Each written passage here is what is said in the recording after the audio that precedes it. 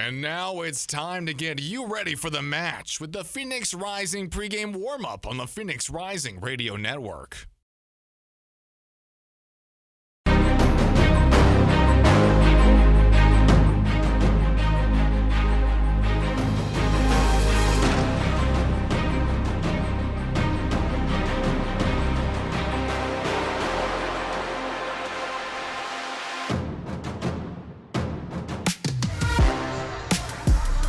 So a step towards the fall for Phoenix Rising, who find themselves facing down another stretch of the playoff bubble in 2025.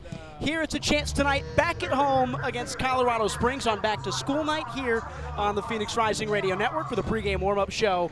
Tonight as well on KDUS AM 1060. Ryan Sikora, Mihir Sinhasan, Adam Beadle, the third member of our team, will join us in a moment as we get this pregame show rolling. Mihir just said it. Six-pointer, by definition, a game that can sway any which way for the team that finds a way to win tonight. These two sides, Phoenix Rising and Colorado Springs, enter this one this evening 8th and 10th in the West, respectively, separated by a lone point. This is the second meeting of the year. They drew 1-1, so the winner tonight gets the tiebreaker as well. It's very important, Ryan, and again, you set the stage really well. If this was Major League Soccer, this is a playing game to the actual thing. It gives that sort of vibe tonight when you take a look at Phoenix Rising. Again, they've been a team just noshing away, trying to get points since that mental health break back in late July. They had a good chance to try to get so against Tampa Bay Rowdies. They were up 1-0 before allowing former Rising member Manuel Arteaga to get the equalizer in that match. But more importantly, Ryan, now you're back home. 7 of your next 10, including tonight, are right here at 38th and Washington. If you're Paducah, you want your team to be ready for this match, and you want your team to put their best foot forward. So as it starts with Colorado Springs, these are the two teams that last won the USL Championship title. Phoenix in 2023, Colorado Springs as the 2 seed in the West last year, romped to a playoff win, a fine postseason performance. That was led by Ronaldo Damas. This team does not have Ronaldo Damas in it, but it's two sides that are trying to still find rhythm late in the year. Phoenix, as of late in the year, has kind of been a get-right game for other teams. Colorado Springs has already been getting right. They come in having won 4 of their last 5. And it feels like Colorado Springs has a lot of energy in that side. We'll talk about the different signings and everything that Stephen Hogan and the sporting directing crew for Colorado Springs has done. But more importantly, when you take a look at this Colorado Springs side, it seems like they're playing a very similar game to how Phoenix Rising did last year, Ryan, where this team is playing good. They're finding the attacking chances. They just aren't finding the back of the net that much. And you take a look at Colorado Springs' most recent games. Again, shutout last week against Orange County SC at home, mind you. They've had a similar stretch at times compared to Phoenix Rising last year, and they're trying to get forward and, again, trying to get right and get into the playoff mix. Rising have 31 goals. Colorado Springs just 24. That's 14th best out of the 24-team USL Championship. Mihir, the more concerning thing, I think, for Colorado, though, the underlying numbers are bottom 6 in the league across the board. That's expected goals, big chances created. They've not done enough to take advantage or create an advantage for themselves in games. And, I mean, that's one thing when you lose a guy like Ronaldo Damas, who, again, is being that sort of player that can be a poacher, can work his way through the middle, try to get some shots on target. We saw just a couple of, 3 weeks ago when Phoenix Rising took on Birmingham Legion here at 38th and Washington. He was all over the pitch, and it felt like Rising had his eyes on him. And it was the same at Colorado Springs, something we saw last year when Colorado Springs came here to 38th and Washington. So with that loss of Damas, and then you're also remixing the midfield a little bit with Echeverria and Zandy out on the wings playing 10 and 8, respectively, or vice versa in that regards.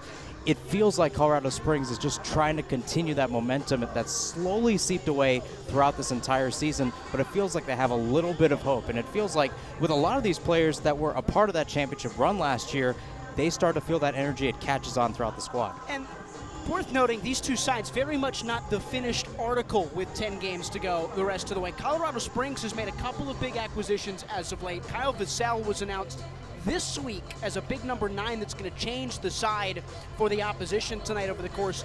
Phoenix Rising announced a signing of their own today in Kelvin Arase. There's more on the way for both of these teams as they look to piece together sides that want to have prominent performances heading into the postseason. And it feels like for both teams, they want to try to get those attacking pieces. They were looking at players that have worked well in their respective systems. James Chambers has been here from the start of last season, Ryan. You take a look at Pamadou Ka. He's been here since January, February. His first match, again, 5.5 months ago, per se. So he's had a good feel for this team overall. So with Jerome Margarita out, you're bringing in a guy like Kelvin Arase, who's once again trying to provide that speed, a little bit of technicality as well, as he's trying to drive down that byline in towards the 18, and he's trying to square it off and trying to get a shot. That's what made Jerome really special on the wings, and it feels like Arase needs to try to bring that sort of momentum to Rising. And he is the like-for-like Jerome Margarita replacement at last for this Phoenix team, yes? Yes, I would say so. All right, so he's going to be on the bench tonight as we give you a chance to look at the starting 11 for Phoenix Rising. 8th in the Western Conference, 25 points led by Pamadou Ka. It is that 4-3-3. Patrick Rakowski keeps his place in goal. The superstar in Tampa Bay, the academy kid in 18-year-old Pierce Rizzo, is back in the starting 11 as the right back. Daniel Flores keeps his place as the left back with Carl Saint and Asel Asenge in the middle of the park. Aveyevu and Akello in front of J.P. Skiers in the midfield. Damian Rivera, Remy Cabral, and Isan Sako, the front line. You can't look any further than Pierce Rizzo after the performance he put together last week, Mahir. He's the youngest goal scorer in club history, Ryan, and that's going back to 2017 in terms of Phoenix Rising, 2014 with Arizona United. Historical performance by Pierce, let alone as a right back. But when you take a look at his position, he was doing really well to drive up the channels, essentially demanding space and taking advantage of it. Daniel Flores did a great job at that on the left side on Saturday. Pierce was matching that on the right. Again, a really good chance in front of goal as well. About 20 yards out, cutting in towards that hemisphere, the D, if you will, and was able to take a shot, put it in the bottom right corner of the net. More importantly, it's with his weak leg, and that's something that a lot of youth coaches are going to be looking at that match, looking at that goal, and telling their kids, hey, you got to use your non-dominant leg, especially when you get into that danger zone inside the 18. But more importantly, you have to be daring, and that's what Pierce was. And it could be the case tonight as well. 10 games to go for Rising, 7 of them here at home at 38th in Washington. The roadside in this one tonight, Colorado Springs Switchbacks, the defending USL champions. Adam Beaudry starts in net, back four of Aiden Roca on the right, Akeem O'Connor-Ward, the ever-present left back, Garvin Matusla, and Tyler Clegg, the center back pairing. We'll touch on that in a moment. Echevarria and Zandy, the double pivot, in behind. Brennan Creek, one of the new signings, Quincy Huerman, Jonas Fjellberg, and Juan Tejada, who leads the line here. Your player to watch for this Colorado Springs team. I mean, he's a guy that, again, taking a look at bringing in a guy like Kyle Vassell. Tejada's been that guy. He was that guy last year, won finals MVP for Colorado in that championship game last year at Widener Field. He's a guy that can drive towards the channels, but even though he's a 9, don't be surprised if he goes out towards the wings and tries to set up something in towards Fjellberg or Huerman. This is a very dynamic Colorado Springs attacking 4. And again, Tejada leading the line. He's the one making the decisions.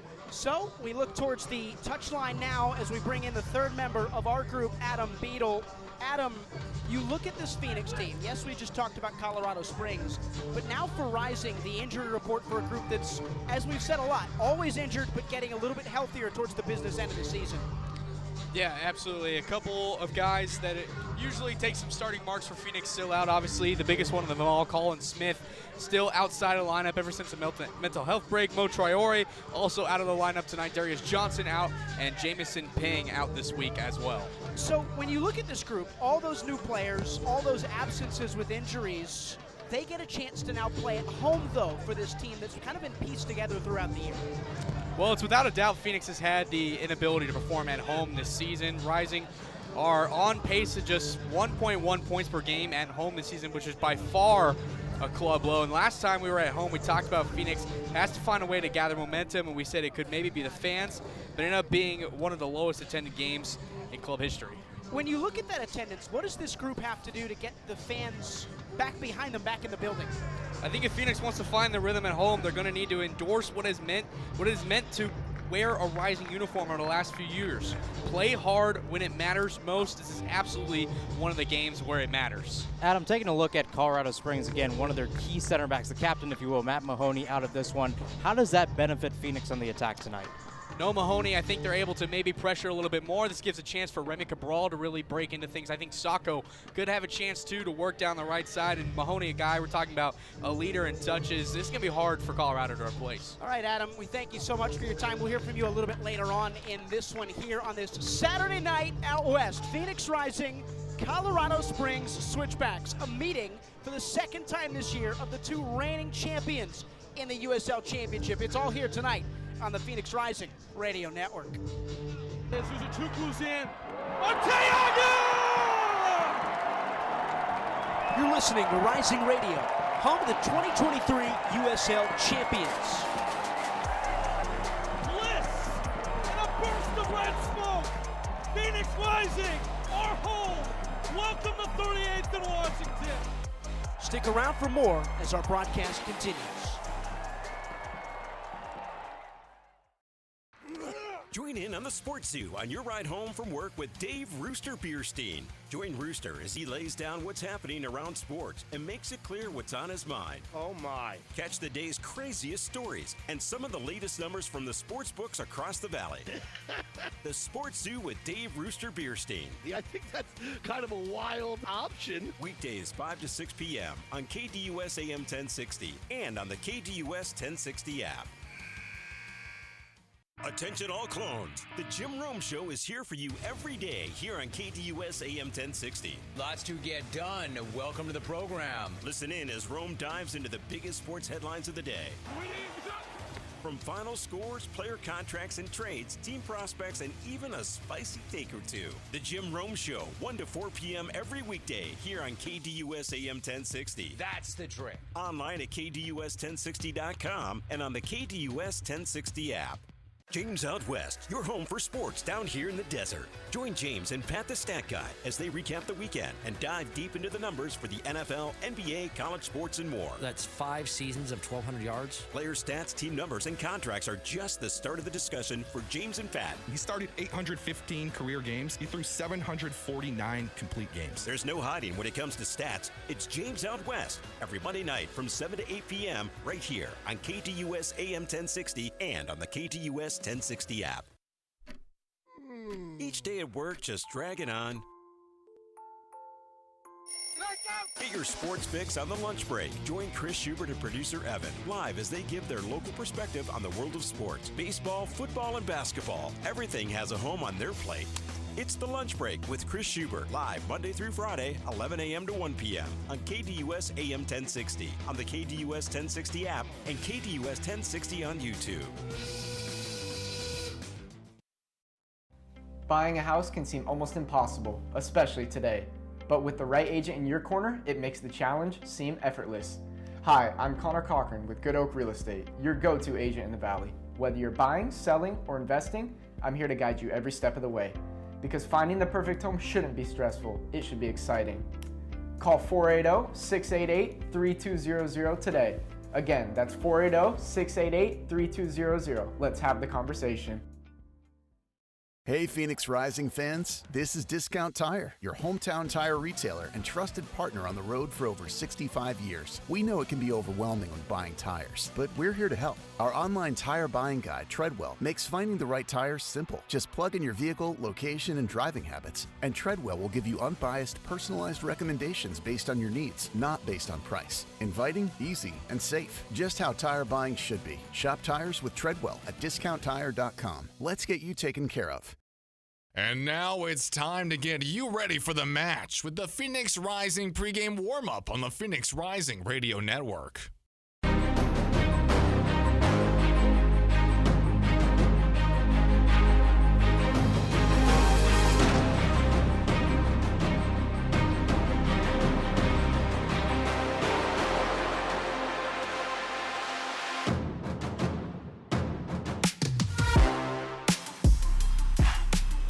Welcome back to the Rising Radio pregame warm-up. Ryan Sikora, joined by JP Skiers here as we get ready for kickoff as Phoenix Rising host finally a game.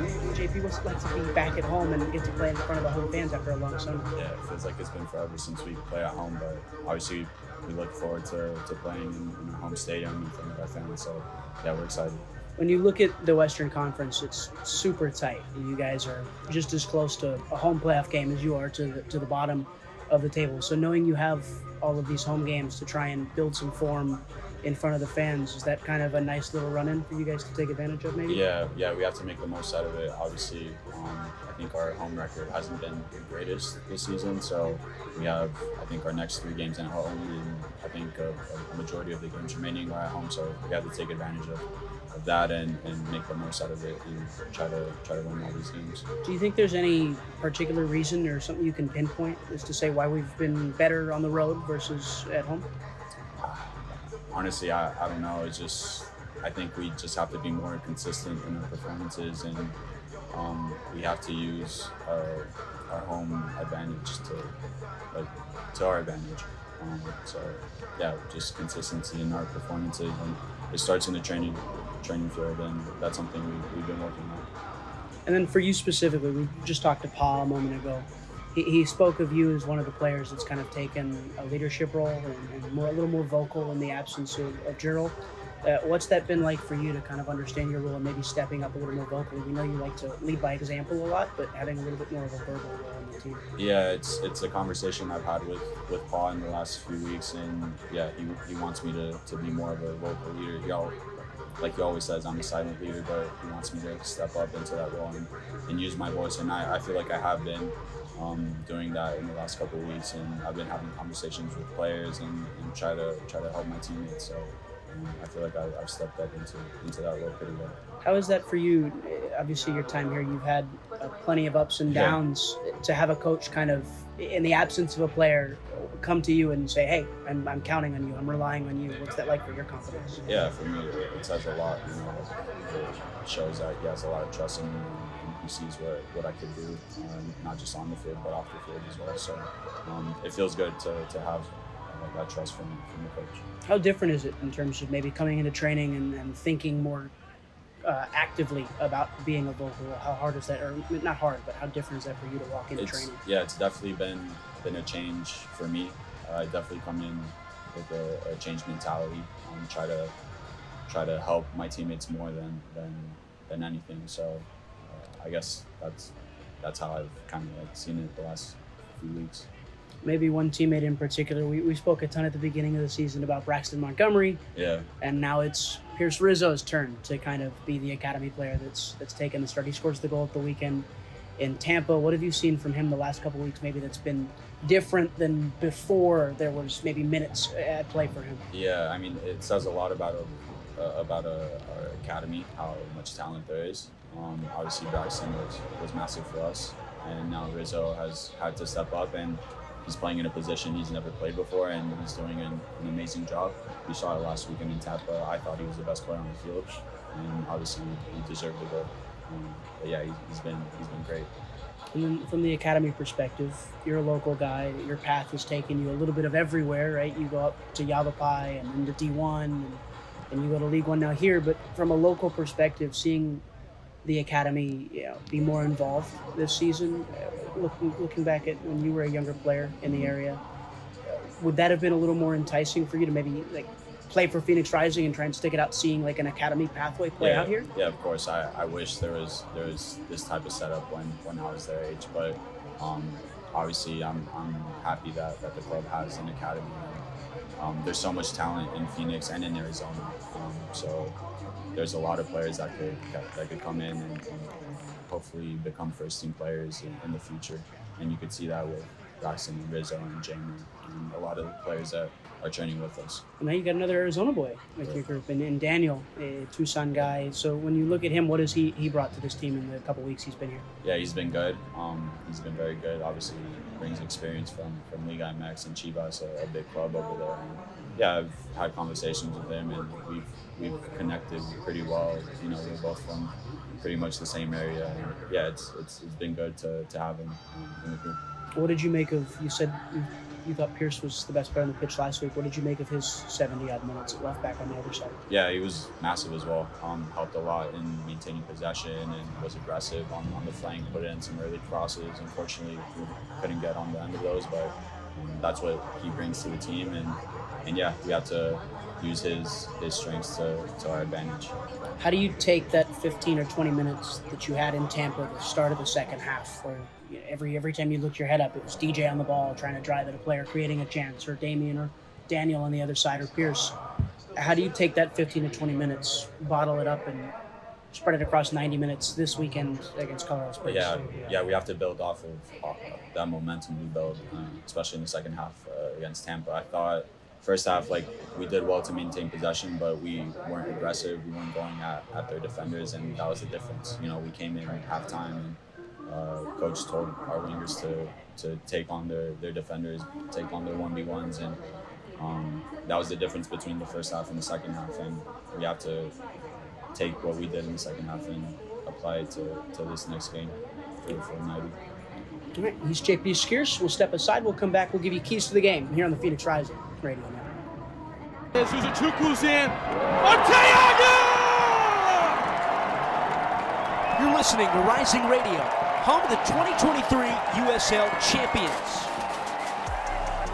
Bliss and a burst of red smoke. Phoenix Rising, our home. Welcome to 38th and Washington. Stick around for more as our broadcast continues. Join in on the Sports Zoo on your ride home from work with Dave Rooster Bierstein. Join Rooster as he lays down what's happening around sports and makes it clear what's on his mind. Oh my. Catch the day's craziest stories and some of the latest numbers from the sports books across the valley. The Sports Zoo with Dave Rooster Bierstein. Yeah, I think that's kind of a wild option. Weekdays 5 to 6 p.m. on KDUS AM 1060 and on the KDUS 1060 app. James Out West, your home for sports down here in the desert. Join James and Pat the Stat Guy as they recap the weekend and dive deep into the numbers for the NFL, NBA, college sports, and more. That's 5 seasons of 1,200 yards. Player stats, team numbers, and contracts are just the start of the discussion for James and Pat. He started 815 career games. He threw 749 complete games. There's no hiding when it comes to stats. It's James Out West every Monday night from 7 to 8 p.m. right here on KDUS AM 1060 and on the KDUS. Attention all clones. The Jim Rome Show is here for you every day here on KDUS AM 1060. Lots to get done. Welcome to the program. Listen in as Rome dives into the biggest sports headlines of the day. From final scores, player contracts and trades, team prospects, and even a spicy take or two. The Jim Rome Show, 1 to 4 p.m. every weekday here on KDUS AM 1060. That's the trick. Online at KDUS1060.com and on the KDUS 1060 app. Each day at work just dragging on. Get your sports fix on the lunch break. Join Chris Schubert and producer Evan live as they give their local perspective on the world of sports. Baseball, football, and basketball. Everything has a home on their plate. It's The Lunch Break with Chris Schubert, live Monday through Friday, 11 a.m. to 1 p.m. on KDUS AM 1060, on the KDUS 1060 app, and KDUS 1060 on YouTube. Buying a house can seem almost impossible, especially today. But with the right agent in your corner, it makes the challenge seem effortless. Hi, I'm Connor Cochran with Good Oak Real Estate, your go-to agent in the Valley. Whether you're buying, selling, or investing, I'm here to guide you every step of the way. Because finding the perfect home shouldn't be stressful, it should be exciting. Call 480-688-3200 today. Again, that's 480-688-3200. Let's have the conversation. Hey Phoenix Rising fans, this is Discount Tire, your hometown tire retailer and trusted partner on the road for over 65 years. We know it can be overwhelming when buying tires, but we're here to help. Our online tire buying guide, Treadwell, makes finding the right tire simple. Just plug in your vehicle, location, and driving habits, and Treadwell will give you unbiased, personalized recommendations based on your needs, not based on price. Inviting, easy, and safe. Just how tire buying should be. Shop tires with Treadwell at discounttire.com. Let's get you taken care of. You're listening to the pregame warm-up on the Phoenix Rising Radio Network.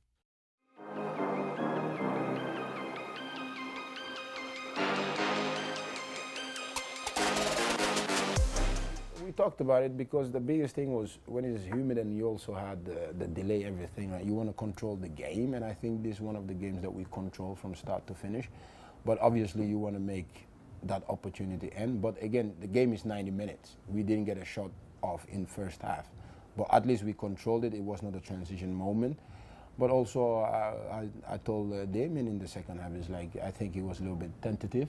And one of his greatest qualities being a 1v1 player. Go. I told him, like, the first 3 balls that you get, I want you to go. You don't need to think about anything. And we got corners out of it. So that was Mamadou Ka, the Phoenix Rising manager here, as Phoenix inch closer to kickoff on this Saturday night. We thank JP Scarce for joining us here on this pregame warm-up show. It was a great conversation. Now back with me here, Sin Hassan. I'm Ryan Sikora. Counting down to kickoff. As promised, the keys to the game for these two teams. We start with Phoenix Rising. They have to be better defensively, Mahir. I mean, the biggest thing overall was just looking back at that Saturday match against Tampa Bay. You have the joy of Pierce scoring. You have that lead on the road, willing to take a big 3 points on the road, and instead you let Arteaga and Tampa Bay's offense just go the other way, get a header, and get a goal. Overall, Phoenix Rising did a really good job at creating windows for themselves on Saturday, and that's something they've done much better compared to what we saw against Lexington, even Birmingham. The question is that Phoenix Rising, whenever they're on the defense, especially when playing teams here at 38th and Washington, teams will love to go on the counter. They'll try to use the most of their possession and trying to catch Phoenix in the back. Rising has dropped 11 points this season from winning positions. That's the 8th most in the league. That's not a good place to be. For Colorado Springs, they've struggled to score and struggled to score first. They have to do that tonight. And I mean, we talk about the windows. Colorado Springs likes to sit back. They like to wait for the second half, and sometimes the second half benefits them. Other times it doesn't. It didn't against Orange County last week.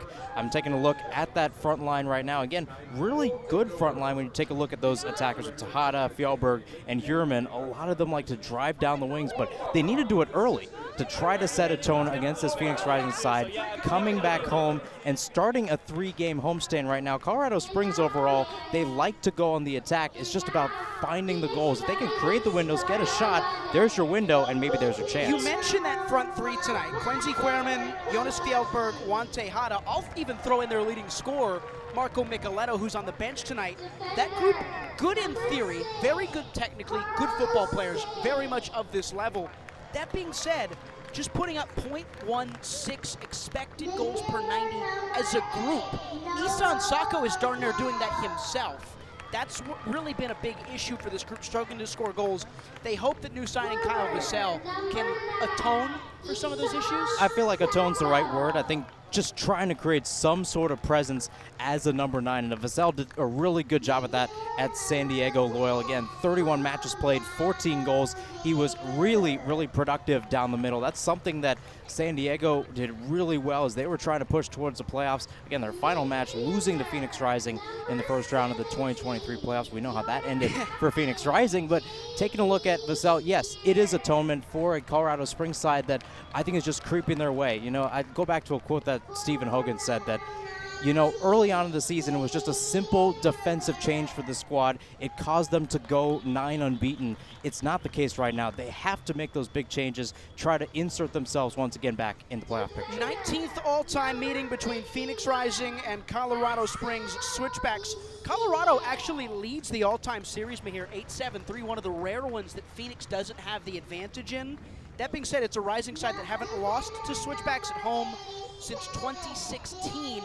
This is a big game for two teams that are trying, and they can, with a win, step above and firmly into the playoff line. And that's the biggest thing. It's the telltale sign of the Western Conference right now in the USL Championship. There are so many teams. It's just compact overall. Yes, you have Tulsa in a clear-cut number 1 spot, Sacramento Republic kind of creating that number 2 spot along with El Paso. But again, you take a look at Phoenix Rising in 8th right now, 25 points. Monterey Bay on the other side of that playoff line with 24. Colorado Springs also at 24. But above Phoenix Rising, you've got Orange County, New Mexico, and Lexington within 3 points. So if you're Phoenix Rising, you could possibly be as high as 6th and maybe as high as 5th in the coming weeks. These two teams met earlier in the year in Colorado Springs. It was a 1-1 draw, but it had some busyness to it. Jiro Margarita, remember him, scored in the 11th minute, subbed himself off in the 17th minute with an injury, and then Colorado Springs equalized later on with Anthony Fontana. It was a fine goal, by the way. And if you remember the end of that game, Abraham Romero, who was the goalkeeper at the time for Colorado Springs, he's not on the roster anymore, by the way. He comes out of his own goal, steps 25 yards away from his frame, and handles the ball outside of his box to deny Remy Cabral an advantage clear on goal, and that's how we ended 1-1 late on in that one. Are we going to get more of that drama tonight, partner? It feels just back and forth. Every time these two teams meet, it's always big in the Western Conference, the Mountain Region, if you will. Again, no Jägermeister Cup match between these two sides, so it's just what we saw in May and the return fixture tonight. It feels like a rivalry's brewing, especially tonight, knowing where they are in the playoff tables. 3 points for both sides would be very, very crucial. 3 points for both sides would be very, very crucial. He said it best as we slip towards the start on this Saturday night. Phoenix Rising and El Paso Locomotive, Colorado Springs Switchbacks. There we go. We're getting off to one here, Mahir. We're going to have a good night. We'll step aside on the Phoenix Rising Radio Network. This is a true in. Arteaga! You're listening to Rising Radio, home of the 2023 USL Champions. Bliss and a burst of red smoke. Phoenix Rising, our home. Welcome to 38th and Washington. Stick around for more as our broadcast continues. Join in on the Sports Zoo on your ride home from work with Dave Rooster Bierstein. Join Rooster as he lays down what's happening around sports and makes it clear what's on his mind. Oh my. Catch the day's craziest stories and some of the latest numbers from the sports books across the valley. The Sports Zoo with Dave Rooster Bierstein. I think that's kind of a wild option. Weekdays 5 to 6 p.m. on KDUS AM 1060 and on the KDUS 1060 app. Attention all clones. The Jim Rome Show is here for you every day here on KDUS AM 1060. Lots to get done. Welcome to the program. Listen in as Rome dives into the biggest sports headlines of the day. From final scores, player contracts and trades, team prospects, and even a spicy take or two. The Jim Rome Show, 1 to 4 p.m. every weekday here on KDUS AM 1060. That's the trick. Online at KDUS1060.com and on the KDUS 1060 app. James Out West, your home for sports down here in the desert. Join James and Pat the Stat Guy as they recap the weekend and dive deep into the numbers for the NFL, NBA, college sports, and more. That's 5 seasons of 1,200 yards. Player stats, team numbers, and contracts are just the start of the discussion for James and Pat. He started 815 career games. He threw 749 complete games. There's no hiding when it comes to stats. It's James Out West every Monday night from 7 to 8 p.m. right here on KDUS AM 1060 and on the KDUS 1060 app. Each day at work just dragging on. Get your sports fix on the lunch break. Join Chris Schubert and producer Evan live as they give their local perspective on the world of sports. Baseball, football, and basketball. Everything has a home on their plate. It's the lunch break with Chris Schubert, live Monday through Friday, 11 a.m. to 1 p.m. on KDUS AM 1060, on the KDUS 1060 app, and KDUS 1060 on YouTube. Buying a house can seem almost impossible, especially today. But with the right agent in your corner, it makes the challenge seem effortless. Hi, I'm Connor Cochran with Good Oak Real Estate, your go-to agent in the Valley. Whether you're buying, selling, or investing, I'm here to guide you every step of the way. Because finding the perfect home shouldn't be stressful, it should be exciting. Call 480-688-3200 today. Again, that's 480-688-3200. Let's have the conversation. Hey Phoenix Rising fans, this is Discount Tire, your hometown tire retailer and trusted partner on the road for over 65 years. We know it can be overwhelming when buying tires, but we're here to help. Our online tire buying guide, Treadwell, makes finding the right tire simple. Just plug in your vehicle, location, and driving habits, and Treadwell will give you unbiased, personalized recommendations based on your needs, not based on price. Inviting, easy, and safe. Just how tire buying should be. Shop tires with Treadwell at discounttire.com. Let's get you taken care of. You're listening to the pregame warm-up on the Phoenix Rising Radio Network. So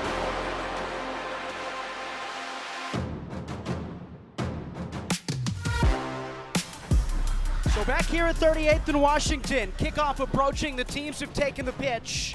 Brian Sikora, Mahir Sinhasan. But first, the third member of our team down on the touchline is Adam Beadle in a bright yellow penny.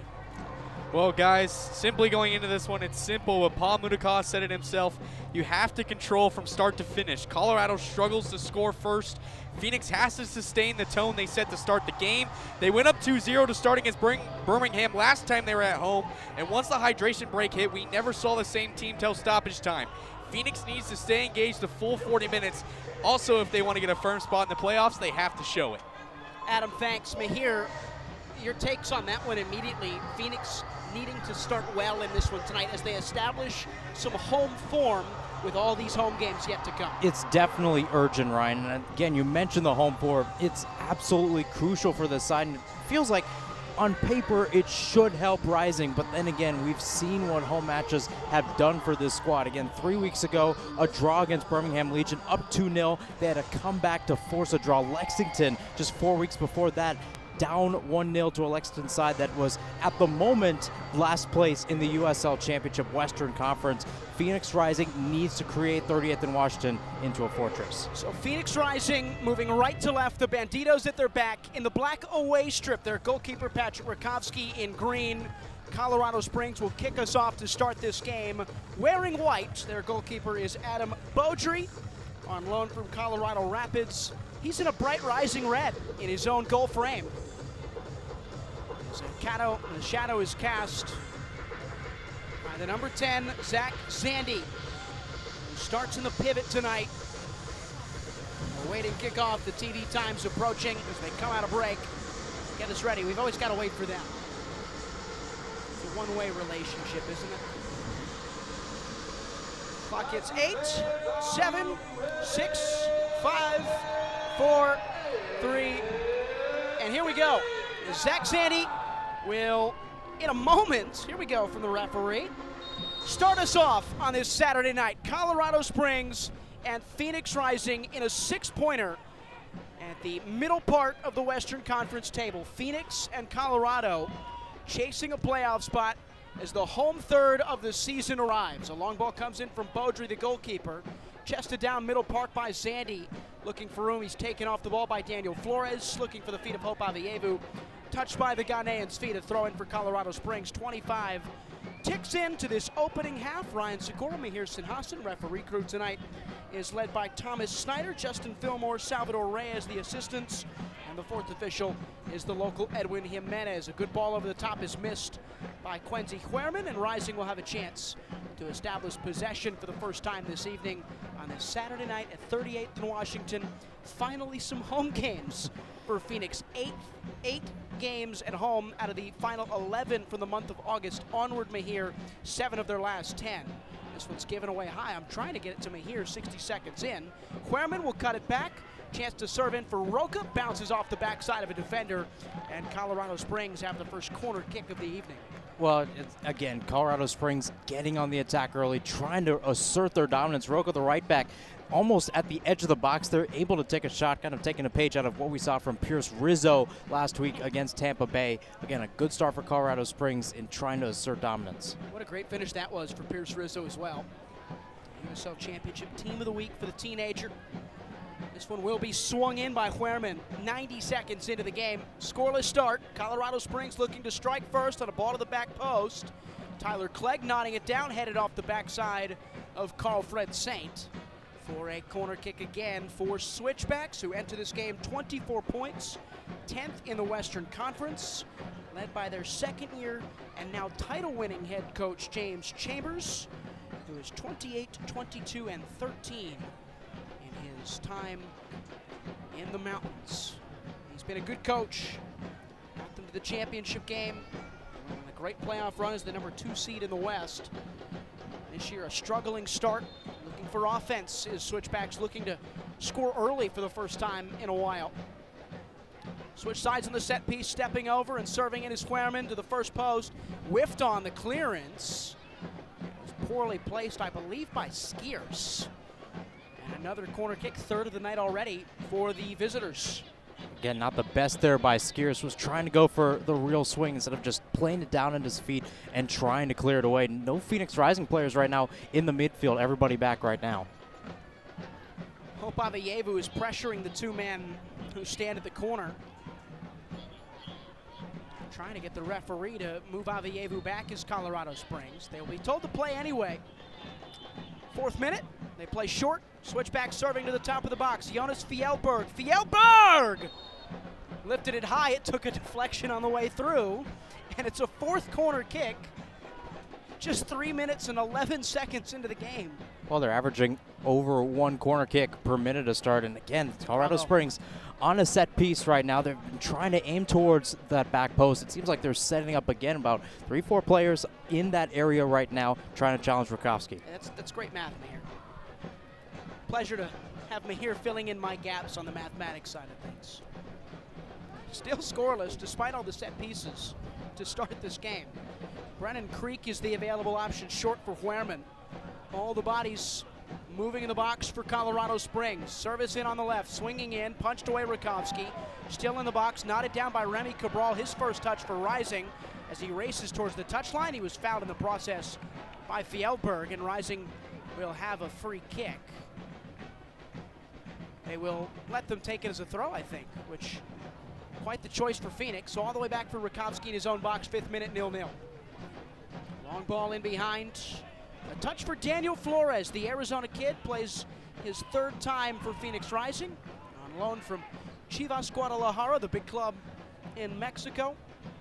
A Tucson native is Flores. Whole family in the crowd tonight, he told us in the midweek.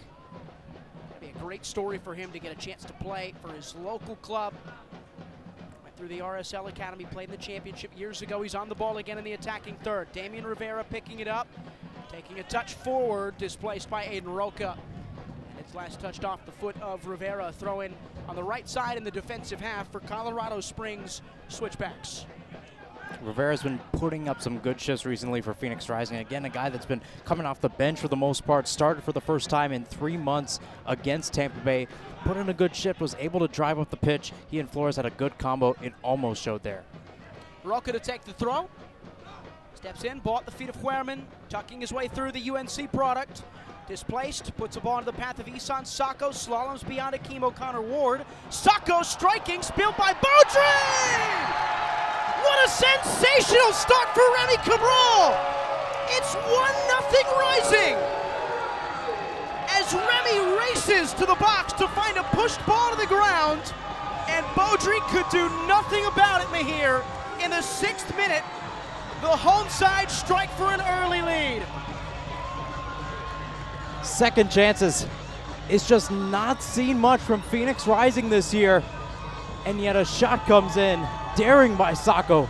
Not the best, but when you have a guy like Remy Cabral playing that number 9 spot, 6 yards within goal, you might as well tap it in the back of the net. Just a good finish by Remy, clinical. The number 91's 4th of the USL Championship season for Phoenix. He's missed so much time at points this year with injury. They love when he's in the side because he occupies those spaces as a number 9 should. A textbook striker's goal to start this game off for Remy Cabral. And it's 1-0 Phoenix Rising at home.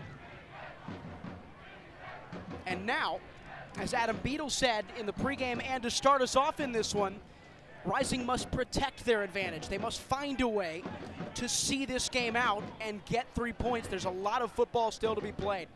Brennan Creek turning through the center circle for Colorado. And now wide left, Akeem O'Connor Ward. Fjellberg cleared away by Pierce Rizzo. That's a good response by Phoenix Rising. Almost everybody back, the midfield and the defensive lines, trying to recoil in defense. Almost did a good job there.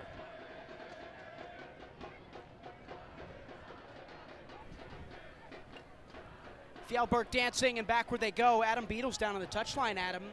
It's exactly what you said Phoenix needed to do. They needed to score early, and now they've got to play with that lead. They set the tone. That's exactly what they did to start. And a nice job by Rising staying cool, calm, and collective to start this one. The 4 corners in the first 4 minutes was a lot, but Phoenix stuck to their tactic, and they were able to make things happen in the right place at the right time. They didn't rush that goal. They found it in the perfect spot, and Remy Cabral was at the right space to punch that one in.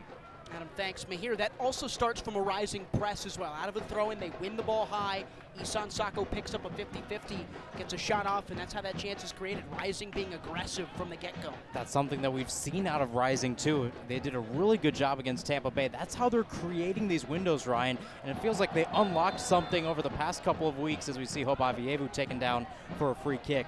It's important for Phoenix Rising to just keep on moving forward. It's about building windows overall. So, yes, they're up 1-0, but I want to see what they do in these next 5 minutes and how they push for 2. Stretch into the 9th minute, a lead for Phoenix Rising at home, just as they had in their last home game. They were up 2-0 against Birmingham Legion before collapsing away to a 3-all draw against the Eastern Conference side. Long ball over the top, chested down by Sako, one deep by O'Connor Ward. Akeem O'Connor Ward dancing through, pushing a ball into the space. Tejada's running onto it. Flag stays down for Juan Tejada in the left channel. Cutting through on a Senge, laying back for Fjellberg, edge of the box, Fjellberg, Zandy, back for Fjellberg, at the byline, low cross, batted away, and out for another corner kick.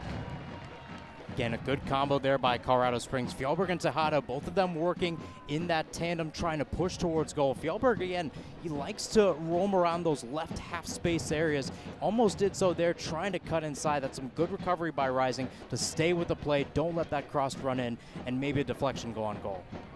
This season, Colorado Springs, when conceding first, haven't been the best in the league. Taken just 6 points from losing positions. That's not terrible in the grand scheme of things. Most of that has come after scoring first, conceding again and again. Cleared away by Rising on the corner, back for Fjellberg, laid along O'Connor Ward. Akeem O'Connor Ward spinning onto his preferred left foot, looking to wind a chip ball up into the box. Great run, nodded down, Rakowski was ready. And he stops before the shot could even get off. That's Big Pat. In goal for Phoenix Rising, still 1-0, 10th minute, Mahir. Good vision as well from Rakowski there. He's reading O'Connor Ward as he was playing that chip ball in. Could have been a shot, if you will, from O'Connor Ward, but nonetheless, Rakowski able to read that play, stay with it, and read the channel down the lane. Just one win from the 9 games they've played when they concede first, Colorado Springs. And away from home, not much better. That lone win with 2 draws. Nobulokello dropping deep. Patrick Rakowski picking it up for Phoenix on his left foot, finding the feet of Daniel Flores. The left back will drive forward, reading the space, stepping over, shunting the ball backward into the feet of Carl Saint, who's in trouble in the corner, and now finding Rakowski again in his own box. Phoenix Rising, we can call it now the 27th game of the season for Phoenix in all competitions. Still no lineup, the exact same played in any game. They continue to make changes and churn things around. Ever the tinkerer, the man on the cooler, is Pamadou Ka. See if he can find him results tonight. Avievu, Flores tucking in. Flores switching play. Open space. A good touchdown for Sako. Looking into the box for Rizzo. Pierce Rizzo! Are you kidding me, kids? They're all right. Pierce Rizzo has 2 goals in 2. And Phoenix has 2 goals inside of a quarter of an hour. Pierce Rizzo rounds his way into the box and just flies the ball into the far top corner. 2-0 Rising. Demanding space. That's what Pierce Rizzo does really, really well. Sliding the ground, he can barely see the ball go into the back of the net. But more importantly, he gets good contact. That's just pure athleticism. You're able to take a shot, you're able to slide in and get it into the back of the net. I don't think Beaudry was expecting that, Ryan. It was very off kilter at times, but nonetheless, it does the job. He's on a USL Academy contract. He's not even a full first teamer, Pierce Rizzo. Yet he's got 2 goals in 2 as the summer wanes into the fall. The rumor has it that he is supposed to go off to college very soon to play Division I ball at UC Irvine. But the rumor is that he may stay an extra year, take a good old gap year. And that could be very important for a Phoenix Rising team down the stretch. What a finish. It's 2-0, and Colorado Springs looks literally lifeless on this light green pitch in Phoenix. Far up the pitch, Echeverria skipping a line, too far, hit for Fjellberg. 13th minute, 2 shots for Phoenix Rising. 2 goals from Remy Cabral, the big number 9, the known commodity coming into this year, and the absolute unknown 18-year-old Pierce Rizzo has the other. just crazy when you take a look at this Phoenix Rising side, Ryan. I mean, that's the beauty of this season. Expect the unexpected. It's the USL Championship at its finest, and Phoenix Rising is just riding that wave right now in just setting a tone. That's unbelievable, Mahir. As throw-in comes in, and Rising win it high with Sacco. Good sliding challenge in the middle of the park from Brennan Creek. O'Connor Ward wins it for Colorado Springs. I'll let you in on a little bit of an insight. This is Rizzo's 6th appearance, his 5th start. I can go back to his first game when he came off the bench, given away by Beaudry almost, but well collected in the end by Roca. He came off the bench for Phoenix Rising, and our friend, colleague who does the TV broadcast, Joe Lowry, texted us after the game. This is the guy we want to see starting. He thought Rizzo was that good from the jump. And boy, has he looked smarter and smarter as each week has gone by. Pierce Rizzo, who was again in the USL Championship Team of the Week for his goal, but also his defensive contribution for Phoenix. As Fjellberg races against Rizzo, 1v1, the left winger is turned back by the teenager. Now Echevarria and Remy Cabral brings a player down. Creek is fouled. They'll play on with advantage for Tyler Clegg. He's gotten better on both sides of the ball for a Rising team that's really needed that coverage in Colin Smith's absence. Roca serving in, Rakowski claiming high.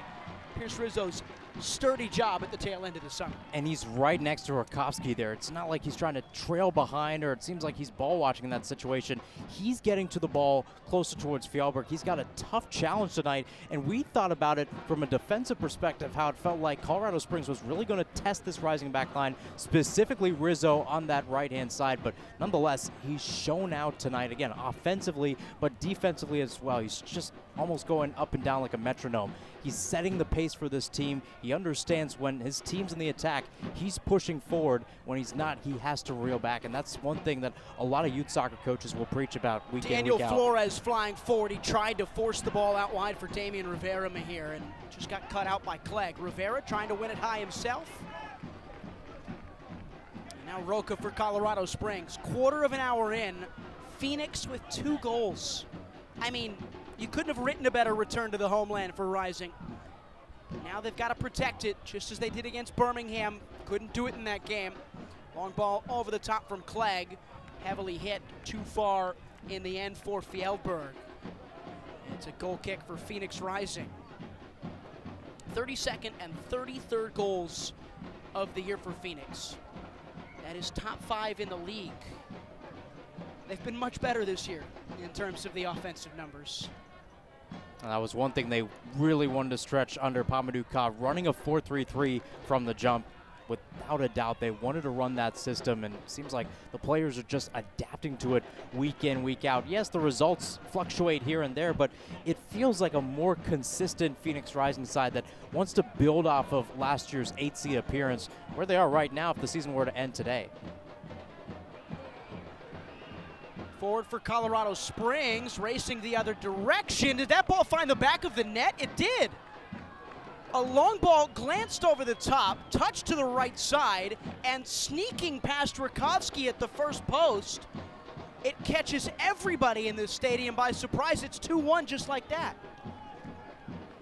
And that's the problem at times about a Phoenix Rising window is you scored 2 goals in the opening 10, 12 minutes, and then all of a sudden Colorado Springs goes out on the attack, and that's what happens when Phoenix Rising is caught lacking in that situation. Flores spread out towards the wing. He's not back in the 18 to try to save that, and Rising's just inviting pressure overall. If you're 12 yards out, you don't want to invite pressure. Just a clinical finish by Colorado Springs, and just like that, we're back to this being a game. Trying to identify the goal scorer on the far side. It may have been Quincy Huerman on the right side for switchbacks. Well, here we go again then, I guess. All that hot start for Phoenix. And you may have to live the life of multiple games here tonight once again. We do all that gassing up just to get brought back down to earth. 2-1, 18th minute. Colorado Springs on their 4th shot of the game has found a goal back in this contest. Giving it to Zach Zandy, the number 10, stepping forward in an attacking space. That would make sense. It would be Zandy's first goal of the year, first goal contribution of the year, Mahir. If they can get Zach Zandy going further forward, as they did in last year's postseason run, Colorado Springs could be very dangerous going forward. Switch play. Roca's in so much room on the right touchline. Heels on chalk. Aiden Roca dropping in toward the box and pushing a ball wide. Huerman standing on it, looking on his left, serving a ball up. Back post, Rakowski catches. And it's 2-1. Important for Rakowski here. He's going to slowly make his way up from the pitch, just trying to set something right in favor of Rising. We saw Phoenix Rising take their window. Colorado Springs is trying to build their own right now. And again, Pamadou Khan mentioned on Wednesday that this team could have scored 2 or 3 goals in the window against Tampa. They ended up scoring 1, and again, that 1 wasn't enough for them to get 3 points. And it feels like, again, Colorado Springs settling into this game, having a little bit more of an advantage, especially over the opening 5 minutes or so. It just seems like Rising just needs to resettle and get their feet back under them right now. A touch deep for Carl Saint, the center back. Steps into the space, invited by Tejada. Flores, face forward, taken to ground. Free kick coming, Huerman, the guilty party. 19th minute. Technical play there by Flores, just trying to drive his way up. Can't really cut his way back. His body's squared towards the byline, roughly 50 yards away or so. And Phoenix Rising again, just trying to chip away at possession here. Just trying to reinsert themselves back into this match. Can I give you one more positive, Mahir? Sure. As we step in for Phoenix Rising, despite that recent goal. Rising in 34 USL Championship games scored 33 goals. This is their 21st USL Championship game of the year. They have scored their 33rd goal. So the attacking numbers, as we just talked about, have been much better this year. Now, you can't get much worse than it was last year for Phoenix. But you call them as you see them, I suppose. Throw in for Rising. Flores will take it. 20 minutes into this game. Well, we've got a second. Let's pause 10 seconds for stations to identify themselves here on the Phoenix Rising Radio Network.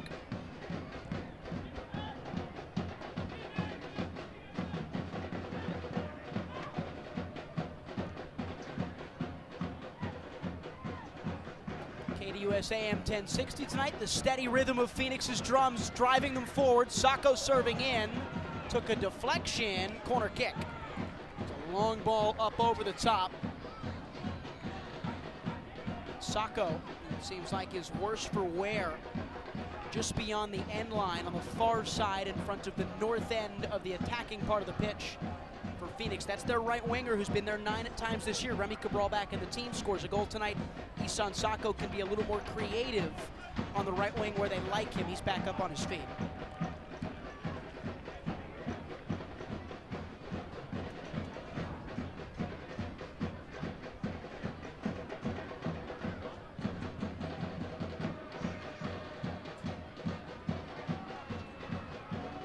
Corner kick for Phoenix will be taken on an in-swung ball. Daniel Flores will serve it short for Rivera. Pressured hard, the referee will stop play. There's too much pushing and shoving inside the 6, Mahir. It's a stoppage from Thomas Schneider, who's working his 84th USL Championship match here in this one tonight. Worked the 3-1 Rising win over Orange County in the home game earlier this year as well. So this will be his last Rising game of 2025. We'll do it again. Flores again will take. This time he'll swing it in. This is heavy service. O'Connor Ward at the back post in an awkward spot, heads it out of touch.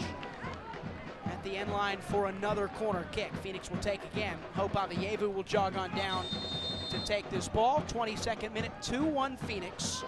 They scored twice within 12 minutes in the 6th and the 11th. Zach Zandy responds 5 minutes later in the 16th.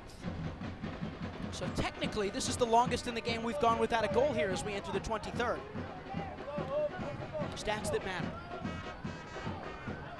Avievu will try and shut me up. The number 10 for Rising with boxing tape on his right hand. His right hand skyward in the air at a 90-degree angle.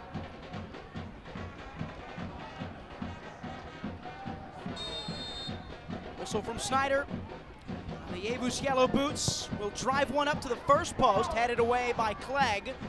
And is far down the line for the pacey Brennan Creek, who races beyond Flores And a tactical foul from Daniel Flores, as he's going to be the first name in the book tonight of Thomas Snyder. An easy yellow card decision in the 23rd minute. Not a bad foul there, but by Flores, but just feeling like Phoenix Rising could have done a little bit more to get to that ball a little earlier. Again, decent service by Avievu. They're trying to take advantage of Beaudry right now, who's been a little bit uncomfortable on the 2 goals that Phoenix Rising scored. First with Remy Cabral, leaving that ball up in the 6th, and then on the second one with Pierce Rizzo, as the ball just fluttered by him. Couldn't really get a full outstretched hand to it. Phoenix Rising trying to toy away at Switchback CEO right now. Good touch from Huerman, putting Asenge under pressure. Asenge clearing, and it's a throw-in for Colorado Springs deep in the attacking third.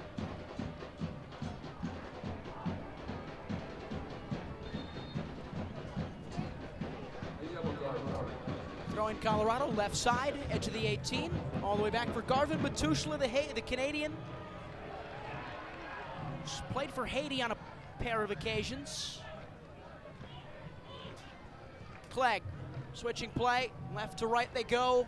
Plenty of space for the former Loudon man, Aiden Roca.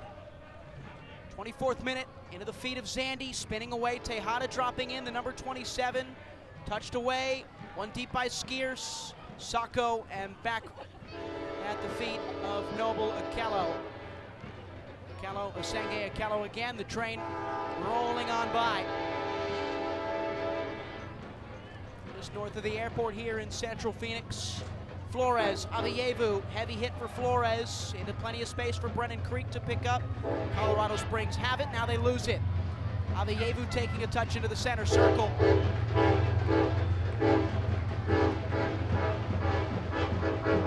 Rizzo.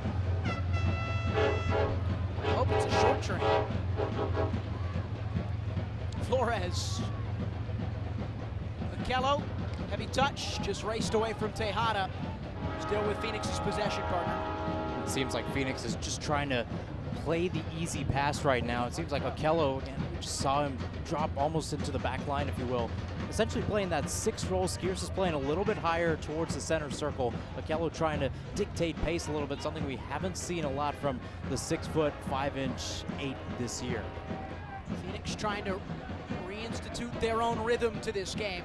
Rizzo gets it to Skiers, and now Saint. And Rakovsky. Asenge. Rising a shade higher possession at 52%. They've had more of the ball over the last month, entering the month of July, really. They were in the bottom 10 in the championship in possession share. Now they're up in a much higher position in 8th. That's the top third in the league. So up from 14th to 8th. In the last 5 games is Phoenix. That's a trending side for a rising team. Akello over the top. Avievu's run, headed down by Beaudry. Rivera has to take a touch. Damian Rivera running forward. Damian Rivera keeping his balance. Great stuff from Tico. Damian chipping back post for Cabral. Stopped off the line! Avievu on the rebounds! Ready to capitalize was Phoenix's leading scorer, and Hope Avievu gives Phoenix a 2-goal lead once again on this Saturday night, the 27th. Just great techers by Damian Rivera, and then playing it over towards Cabral, and then a guy that's been essentially the assist man for Phoenix Rising, Hope Avievu. Another second chance goal for Phoenix Rising in this first half. No surprise to see these guys celebrating. They've maximized their opportunities. As the train continues to churn on by, Phoenix Rising find their third inside of 30 minutes. That one tough to deal with for Adam Beaudry. The first one you could maybe make an argument he should keep a hold of. So well struck by Remy Cabral at the far post on a beautiful bit of service from Damian Rivera. And Hope Avievu, as always, right place, right time, and Rising's number 10, collecting his 14th goal involvement of the USL Championship season in 21 games. Leads the side in all 3 of those categories: goals, assists, games. Kyle Vassell is warming up, or taking a little bit more of a liking to his warm-up than anybody else in the stadium. Or is he just going to the bathroom? Long ball over the top, claimed by Rakowski. He's taking the long walk somewhere. Well, okay. It is worth noting, by the way, that Kyle Vassell gets up, because if he gets up, that is somebody to watch for this Colorado Springs side. He was signed just this week. With a quote from Stephen Hogan, the sporting director, it was very clear that we, referring to Colorado Springs, needed a number 9, needed a focal point, and Mihir Vassell is just that. 14 goals, 2 assists a couple of years ago. In this league with San Diego Loyal, he's been in Scotland the last couple of years. He's a big he's just going to the bathroom, by the way. Well, he's a pure poacher, and that's the biggest thing too, Ryan. Not too many guys like that, not just in the USL Championship, but in football in general. There's so many different guys that can provide some sort of attack by just hustling down the middle of the pitch. Adam Beatles down in the northwest corner of the stadium. What you got, bud? I think the key here for Phoenix right now is obviously the fact that they didn't become complacent after that goal. We saw, again, referring back to the Birmingham game a couple weeks ago, we saw Phoenix take that 2-0 lead. The hydration break came and went, and Phoenix looked like they became a bit complacent. The factor about this is that every single player on this team is playing hard right now, and I think that's the key for Phoenix Rising. We have talked throughout the season and even last year, coming into this year, how hasn't really been that vocal leader for Phoenix. And I think what we're seeing right now is a collection of different players that are taking leadership roles and are leading in for Phoenix Rising as we go into the hydration break. Adam, did you say hydration break? Yeah, speak of the devil there. That's something that I think Phoenix Mihir is going to have to really look at now. As Adam just said, they went into the hydration break with that advantage. They came out of it very flat. How do you avoid that for the final 15 minutes of this first half? I think it's about trying to remain in place. I like how Phoenix Rising, when they were up 2-1 before that Avievu goal, they were able to just remain put at times. And again, I'm taking a look at Noble Okello, JP Skiers, and the way they're checking into that back line. And so a lot of those center backs don't have to wait for guys to come and meet them. Again, we've talked about the frailness at times of this back line when you took it Carl Saint and a guy like Asel Asenge, Pop Marboy sprinkled in over the past few weeks. Those guys have struggled at times to not just communicate, but be on top of the ball and help Patrick Rakowski out in goal. And Rakowski, I'd say, he's probably, as the CEO, is telling his guys, hey, check in, get towards the ball. You need to essentially be a third center back and just keep the momentum and keep the pace. But you can't do it for too long, Ryan, because then Colorado Springs is going to take that pressure. They're going to see you inviting pressure, and they're going to try to go the opposite way. So for Phoenix Rising, I'd say you have to sprinkle your way into the midfield. I like the way that Skiers has been playing for a while. I feel like Avievu's been doing well to try to keep that play going. But I think when you take a look at that holding mid, and again, Noble Okello, I liked this play earlier when he was checking in towards the back line and trying to keep that possession against the Colorado Springs side that held 55% possession against Phoenix Rising just back in May when these two teams played at Widener Field.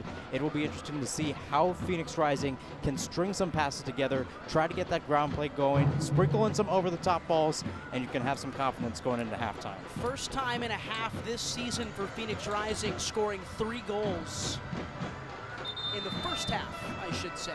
They scored 3 in the second half in a 5-4 win in the Jägermeister Cup against Texoma, scored 3 in the 4-4 draw all the way back in the beginning of the season in El Paso. They have a 3-1 lead. We're out of the hydration break in just a moment. 32nd minute here. Most of this game has come down the left side for Phoenix Rising. It's been Daniel Flores kind of stirring the tempo for Phoenix. 44% of their play has come down that left side. Yeah, and I think a lot of that area too, this is why you bring a guy like Daniel Flores in. He'll try to create some space and try to enter the attacking third, almost entering the midway at points. It feels like either in the attacking midway or the defensive midway, he's going to be there to try to string some passes together. The biggest thing in football is if you can try to get your possession done in triangles, it's really beneficial to your squad, especially if you can do it on the wing, because it means you need to have a left back and the left midfielder and maybe someone like a 10 in Avievu checking in. Flores winning the header as Colorado Springs go along after a brief stint of possession for the away side. Noble Okello, middle part, Remy Cabral flicking along. This is beautiful stuff from Phoenix. Damian Rivera into the box, stopped by Beaudry. Remy Cabral created on a backheel chance, and it was nearly a goal for Damian Rivera. A great stop from Adam Beaudry, and Springs have the possession now. Wow. almost the perfect counter. Echeverria, Klieg, Matushla, Brennan Creek, O'Connor Ward stretching his legs. The former Memphis captain getting a touch.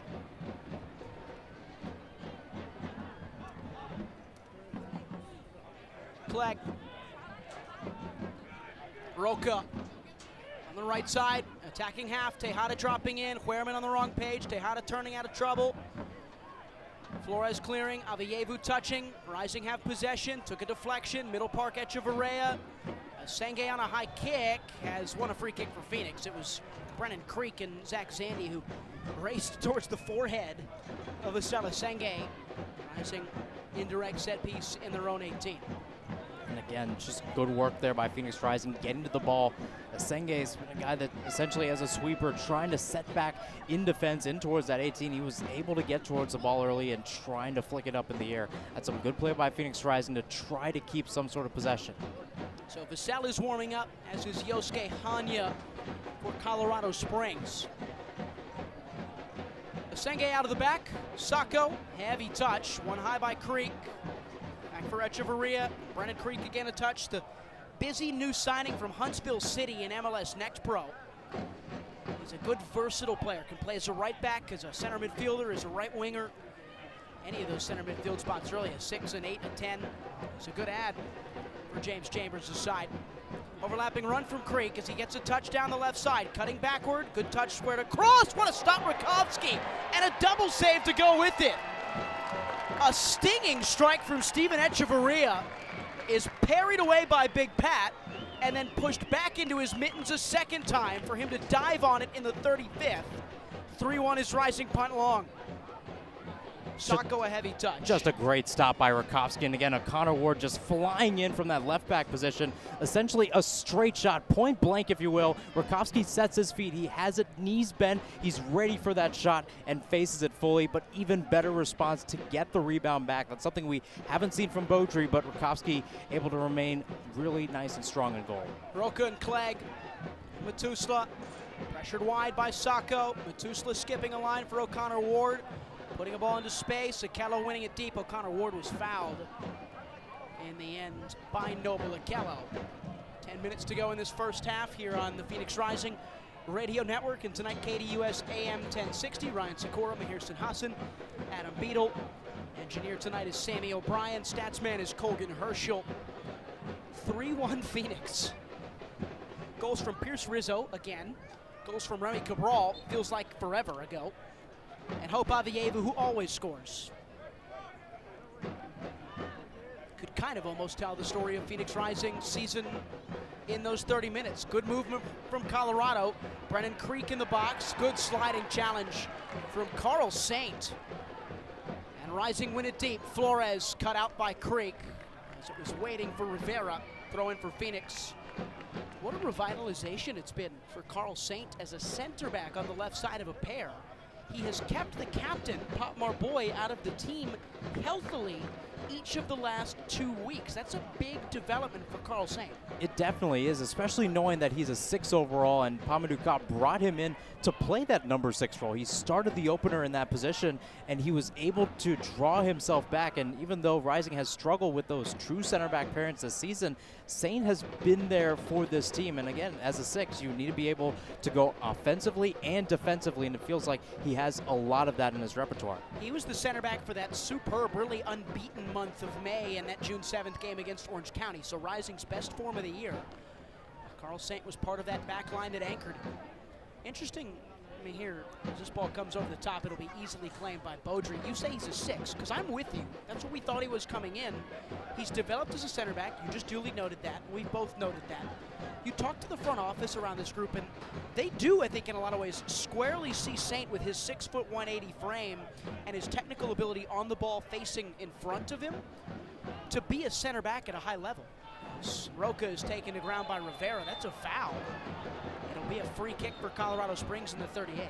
You know, it's always interesting too, Ryan, because it feels like we see so many sixes drop back into that center back role. And again, from a tactical perspective, it's a relatively easy change. But when you take a look at Saint, you know, I go back towards that opener where Rising lost 1-0 to now Western Conference leaders Tulsa. Pamadou Ka had a lengthy conversation with Carl Saint during that time, and they were just talking about the game in general, and they were trying to get a feel for it and trying to regulate emotions overall. And again, Saint hasn't been the best of it. Rising hasn't been the best of it this season, but as the season has progressed, Saint's been a very calm guy in the middle, and it feels like he's had a great relationship with Pamadou Ka to try to get back and just be focused overall, be selfless in that center back role. Live table has Phoenix on 28 points, up to 6th in the Western Conference. Just 1 point with a game more played than 4th place San Antonio. That's a home playoff spot.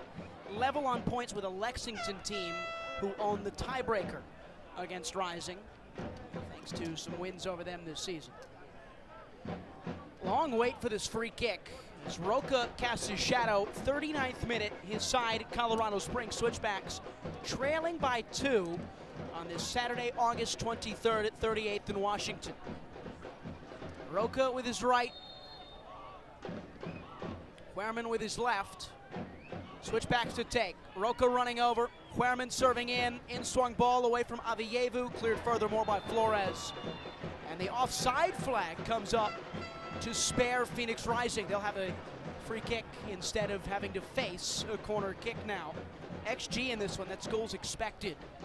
Not always the most obvious stat, but can sometimes tell the story of dominance. 1.38, which is a lot for Phoenix. 0.36, which is still pretty good for Colorado Springs in terms of a first half tally. 40th minute. Did you watch or see the Coventry game in the EFL Championship today? I'm afraid not, no. They won 7-1 on an XG of 0.99. They had basically an expected goals of 1. They scored 7, which probably doesn't help the stat in any way. That's ridiculous. It's crazy. But you know what you see from a team like that? They're very clinical. Yep. Probably also scored many a goal from far, far away, would be my guess. Hope Avievu, he can score them from far, far away. Scored his tonight from very close. Flores, underlapping run. Avievu trying to find his feet. Cut out well by Clegg. The other way comes Colorado Springs with Huerman. The right winger on his left foot. Finding the feet of Zandy. Laying it off to the left side for Jonas Fjellberg. Former RGV Toro, Jonas Fjellberg. Stepping a long one. Overlapping run. Room to find some space. Nowhere to go. Fjellberg again cutting onto his right foot. He's very good from distance. Shooting well. He struck wide of the first post. It's a goal kick. So still 3-1, 5 minutes or so to go in the first half in this game. Phoenix Rising looking for its second league win in its last 9 games. It's been a very poor run of form for Phoenix, who can right a lot of these wrongs the last couple of weeks of the season. They've been on the road, I hear so much this summer. They will end the season, their final 11 games, with 8 home games. It's got to be so huge for a side that is just looking for some points and some support, even if they've been pretty poor at home this year as a team.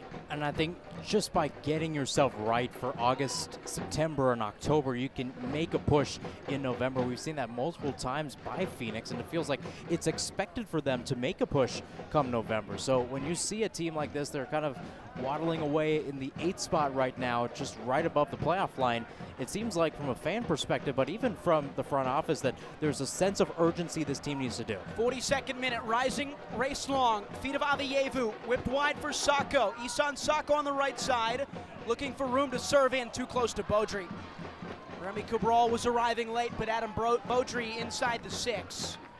Put 2 big, strong hands to it. Stops the cross before it really even started.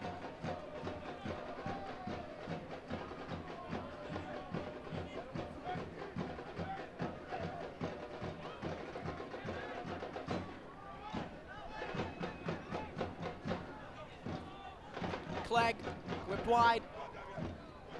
Roca. Clegg again thumping one long. This is a really good ball in the end. It'll hold up well for Fjellberg inside the box. Fjellberg against Rizzo. Pierce Rizzo just took a shoulder right to the gut and stood him up. Won the ball back for Rising. Clearing away, claimed by Colorado. 43rd minute, 3-1 Phoenix. They lead it home. Fjellberg on his right, again defended by Rizzo. Nowhere to go for Jonas Fjellberg. Finds the ball to the feet of O'Connor Ward. Ball to the back post. Under hits. Huerman cutting back. Roca looking to serve. Still with Springs. Brennan Creek. Switchbacks looking to find some room. Quincy Huerman. 43rd on his weaker right foot. Lofting to the back post. Left by Rizzo. No, he heads it out in the end. A safe play from the teenager. Another corner kick for the visitors here. It will be Meherson Hassan. Colorado Springs is 6th of the night. Just crazy to see how this team has established possession essentially on the corners, trying to whip it in, especially after dealing with so many set pieces against Orange County last week, trying to assert some dominance, trying to get something back here. You're down by 2. If you can cut this lead in half before halftime, it's an entirely different game heading out of the dressing room. Played short. Huerman getting a touch onto it. Ran right into Remy Cabral's defensive effort. It's another corner kick for Colorado Springs. We'll see how much stoppage time is approaching here. About 90 seconds till the 45 has been played. You got to think for Rising, get in 3-1 up. Cross to the back post, left by everybody. Cabral touching down in his own 18 and clearing out for a Phoenix throw. Rising looking to have that 2-goal advantage into the break's got to be huge. Yeah, they definitely have to. Cabral, not the best clearance over there. Now you're still stuck in your defensive third. Again, Colorado Springs established at the midway point right now, trying to push down towards the edges. You've done a really good job on set pieces, but then again, you realize Colorado Springs is just trying to get some sort of deflection. They can only go towards the training ground so much. So as these corners are coming in, Phoenix Rising needs to try to still remain disciplined, and I like what Patrick Rukowski is doing, trying to set the line early, keep his guys close so they can expect to run at any moment. O'Connor Ward trying to fire one into the feet of Zandy. One deep by Asenge for Phoenix Rising. Rizzo, Akello, Noble Akello just going long. That's going to help them too to see this one out. Just keeping Colorado Springs switchbacks away from the attacking frame. Beaudry on the ball, the goalkeeper. All eyes will stretch towards the 4th official in this first half in Edwin Jimenez. Right side Roca, 4 minutes of added time. He threw it up early, about 5 seconds early. Clegg crossing one, deep ball. Fjellberg touching, O'Connor Ward underlapping into the box. O'Connor Ward crossing, cleared by Senge, top of the box, space for Echeverria. Echeverria lifted it wide. Tame in the end, still 3-1. Solid defense again by Rising. Echeverria taking that touch, taking the shot roughly 20 yards away. And Colorado Springs, again, they did a really good job against Orange County trying to snipe some of these shots from distance. And Fjellberg specifically did a really good job. Huerman as well, trying to send these towards target, even though they weren't on it in the end. A lot of these shots from Colorado Springs tonight, Ryan, especially those from outside the box, very light, very uninteresting at times. And it seems like for James Chambers' side, they're trying to get in towards the box. That's how they got their first goal today. And it feels like Rising, if they can keep that perimeter just outside the box and maybe just put a right enough amount of pressure, you have a little bit of comfort. Rukowski goes long, flicked along by Akello, feet of Remy Cabral, racing in behind. He's shoved to the ground by Clegg, no foul, says the referee. They'll play on as Tyler Clegg makes his way into this game in the attacking third. Feet of Zandy. Backward he goes for Brennan Creek, ran into trouble, he's fouled. 47th minute. We'll talk about this a little bit at halftime. No Matt Mahoney tonight. It's taken us a while to get to that because Phoenix has just been so good on the ball. Mahoney, the star center back for Colorado Springs Switchbacks, their captain, has been replaced in the lineup by Tyler Clegg, who, as we've said a couple times, has looked good tonight, but give me here a few moments to simmer and sit on it. We'll think about it for the halftime show on what the loss of Matt Mahoney has been maybe in this game for the visitors. It's a foul by Skiers, who raced into the backside of Clegg. 2 minutes to go, first half, 3-1 Rising.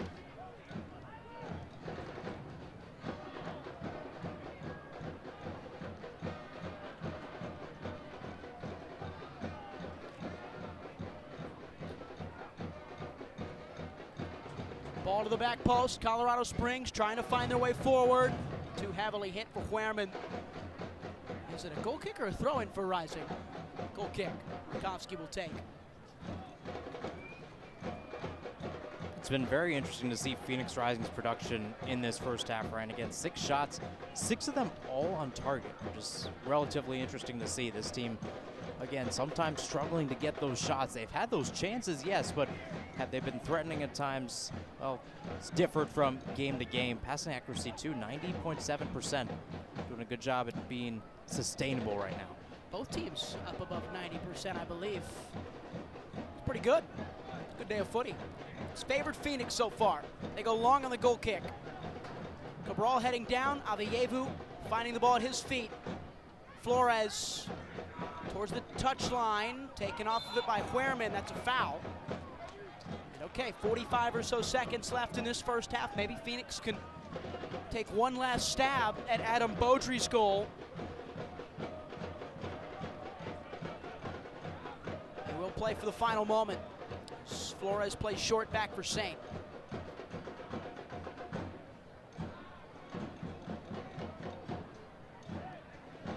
This game is ruthlessly slowed down since the hydration break, Mahir. I think Phoenix will be very happy with that, having headed into that break with a 3-1 lead. Most definitely in their favor right now. Just comfortable trying to toy away at Colorado Springs right now, moving each player like a puzzle piece. Advantage played as we've hit the 50th minute. Creek, they'll get their heads up. They'll have one last chance, I believe, Colorado Springs. Echeverria, wide left O'Connor Ward. Nobody in the box other than Tejada. Fjellberg racing onto it.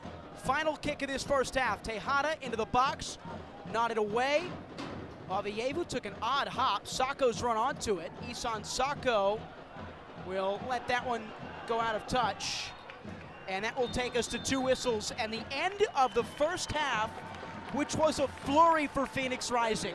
They scored 3 in 30 minutes, Mahir Sinhasan, and have a 3-1 advantage at home. The biggest thing about Phoenix Rising here at 38th and Washington is making yourself present in your home building. They've done a really good job at that in the month of August right now. And again, a really good job tonight. Everybody really getting in on the action. The number 9, Remy Cabral, the 10, Hope Avievu, and Pierce Rizzo as well. 2 goals in 2 games for the 18-year-old. Everybody's contributing on the pitch. And whenever that's happening, you have a team that looks really, really good and potentially championship caliber. A striker's goal for Cabral. A scorching strike from a teenager in Rizzo. And Avievu backing it up with a 3rd for Phoenix Rising. That's the first half. They were counteracted by Zach Sandy of Colorado Springs. 3-1 Phoenix on the Phoenix Rising Radio Network. We'll come back with the halftime report here on the Phoenix Rising Radio Network. Suzuchukwu's in. Arteaga!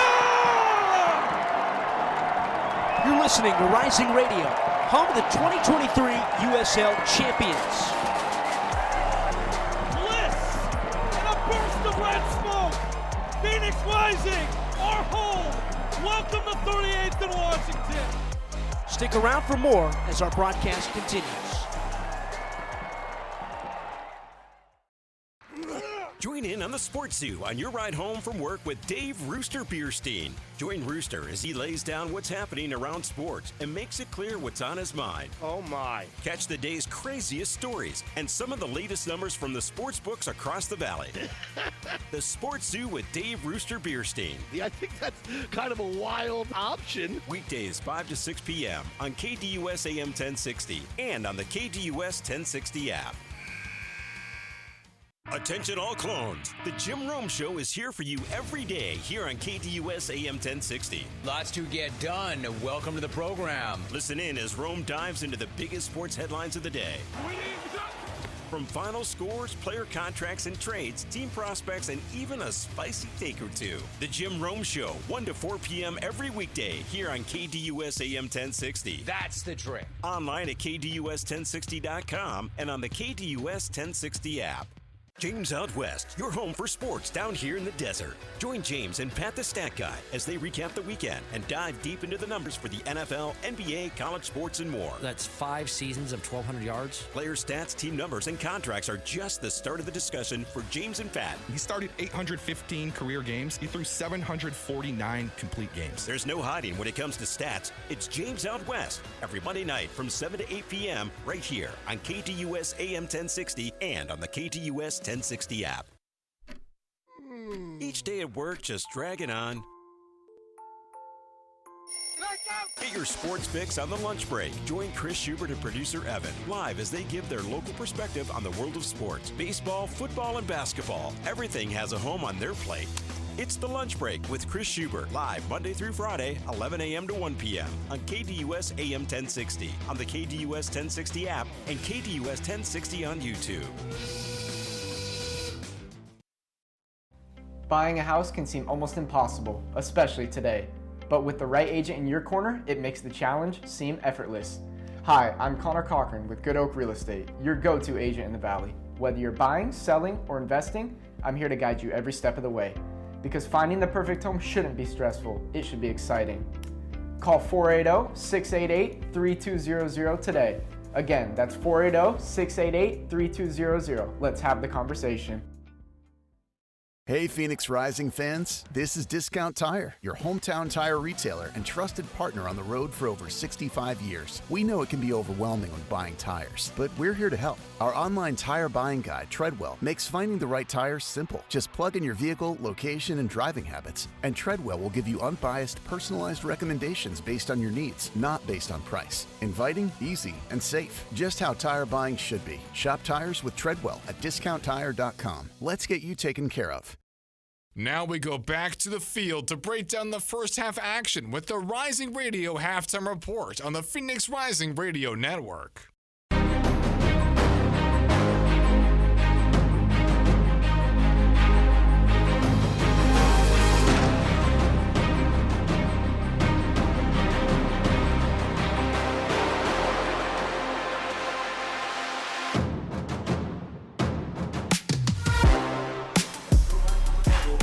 For 45 minutes of football on this Saturday night. 3-1 Phoenix at halftime from 38th in Washington as we bring you into the Rising Radio Halftime Report tonight here on the Phoenix Rising Radio Network. Ryan Sikora, Mahir Sinhasan, Adam Beadle is down on the touchline. Boys, Phoenix put together 45 minutes, which we've seen them do throughout the duration of the season. The 90 has consistently been the problem for Rising. Adam, I'll start with you on that one. Yeah, well, I think I heard Mahir say a couple of times throughout the broadcast, and this has been a pretty clinical performance so far from Phoenix. 6 shots, all on target, 3 went in, 2 set up for rebounds, for goals. I mean, you couldn't ask for really a better first half for Phoenix Rising considering the last couple of weeks. And I think in this one in particular, we saw them come out of the hydration break. They still, the momentum slowed down a little bit, but I think Colorado matched that slowness just a little bit. For Phoenix, it's going to be about how can they keep this momentum going and whether or not that maybe presents some changes defensively. We've seen some things with this back line this season. Whether or not they can hold up, I think might be the big question. Mahir, Rising scored 33 goals in 34 games in the championship regular season last year. They've got 34 in 21 games as it stands here tonight. They've done a very good job taking advantage of Colorado Springs. Yeah, most definitely. And I think the biggest thing is just taking a look at that counterattack and driving down the wings. It feels like they've done a really good job against Lexington and against Tampa to try to maximize those windows, go down a little bit, and then really try to stick it to them and get multiple goals. And it feels like it's coming to fruition tonight against this Colorado Springs side. Changes for Colorado Springs after 45 in this game? I think obviously you have to bring Kyle Vassell on. You have to, and especially taking a look at how this team has played. It feels like Fjellberg, again, on the left wing at an island at times, but he's making some runs in towards the box, in towards the D, and trying to take some shots. It feels like he's the only one amongst the 11 for Colorado Springs in that first half that he played really, really well, and he was really energized, really the only energizing force for that Colorado Springs side. You try to get him with a guy like Vassell, you could try to get Fjellberg towards the byline. You have Vassell, more importantly, you have bodies on him. It opens up space, and Colorado Springs could be a little bit more free-flowing, especially as they get towards the box. Adam, I'll get your thoughts on that one on the other end of this break here on the Rising Radio Halftime Report. Phoenix 3, Colorado Springs won at 38th in Washington. A little bit more to go. We've got a couple of minutes left in this halftime show. We'll step aside, come back after this. Suzuchukwu's in. Arteaga! You're listening to Rising Radio, home of the 2023 USL champions. Bliss and a burst of red smoke. Phoenix Rising, our home. Welcome to 38th and Washington. Stick around for more as our broadcast continues. Join in on the Sports Zoo on your ride home from work with Dave Rooster Bierstein. Join Rooster as he lays down what's happening around sports and makes it clear what's on his mind. Oh my. Catch the day's craziest stories and some of the latest numbers from the sports books across the valley. The Sports Zoo with Dave Rooster Bierstein. Yeah, I think that's kind of a wild option. Weekdays 5 to 6 p.m. on KDUS AM 1060 and on the KDUS 1060 app. Attention all clones. The Jim Rome Show is here for you every day here on KDUS AM 1060. Lots to get done. Welcome to the program. Listen in as Rome dives into the biggest sports headlines of the day. From final scores, player contracts and trades, team prospects, and even a spicy take or two. The Jim Rome Show, 1 to 4 p.m. every weekday here on KDUS AM 1060. That's the trick. Online at KDUS1060.com and on the KDUS 1060 app. James Out West, your home for sports down here in the desert. Join James and Pat the Stat Guy as they recap the weekend and dive deep into the numbers for the NFL, NBA, college sports, and more. That's 5 seasons of 1,200 yards. Player stats, team numbers, and contracts are just the start of the discussion for James and Pat. He started 815 career games. He threw 749 complete games. There's no hiding when it comes to stats. It's James Out West every Monday night from 7 to 8 p.m. right here on KDUS AM 1060 and on the KDUS 1060 app. Each day at work just dragging on. Get your sports fix on the lunch break. Join Chris Schubert and producer Evan live as they give their local perspective on the world of sports. Baseball, football, and basketball. Everything has a home on their plate. It's the lunch break with Chris Schubert, live Monday through Friday, 11 a.m. to 1 p.m. on KDUS AM 1060, on the KDUS 1060 app, and KDUS 1060 on YouTube. Buying a house can seem almost impossible, especially today. But with the right agent in your corner, it makes the challenge seem effortless. Hi, I'm Connor Cochran with Good Oak Real Estate, your go-to agent in the Valley. Whether you're buying, selling, or investing, I'm here to guide you every step of the way. Because finding the perfect home shouldn't be stressful, it should be exciting. Call 480-688-3200 today. Again, that's 480-688-3200. Let's have the conversation. Hey Phoenix Rising fans, this is Discount Tire, your hometown tire retailer and trusted partner on the road for over 65 years. We know it can be overwhelming when buying tires, but we're here to help. Our online tire buying guide, Treadwell, makes finding the right tire simple. Just plug in your vehicle, location, and driving habits, and Treadwell will give you unbiased, personalized recommendations based on your needs, not based on price. Inviting, easy, and safe. Just how tire buying should be. Shop tires with Treadwell at discounttire.com. Let's get you taken care of. You're listening to the Rising Radio Halftime Report on the Phoenix Rising Radio Network.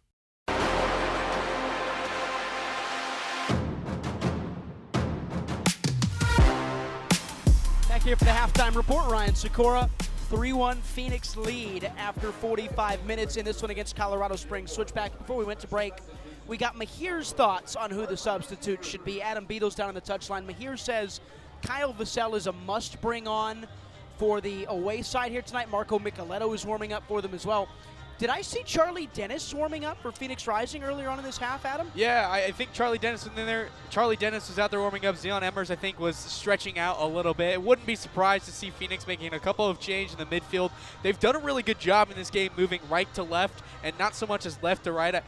You have to think that maybe Phoenix brings in some midfielders to help supplement that and create more space a little bit. All right, he's Adam Beadle. We'll see him at the start of the second half. Mahir Sinhasan, no Matt Mahoney in this game. It has shown Phoenix Rising has dominated this game from a possession perspective and from a sheer field tilt perspective. 111 passes in Colorado Springs' half.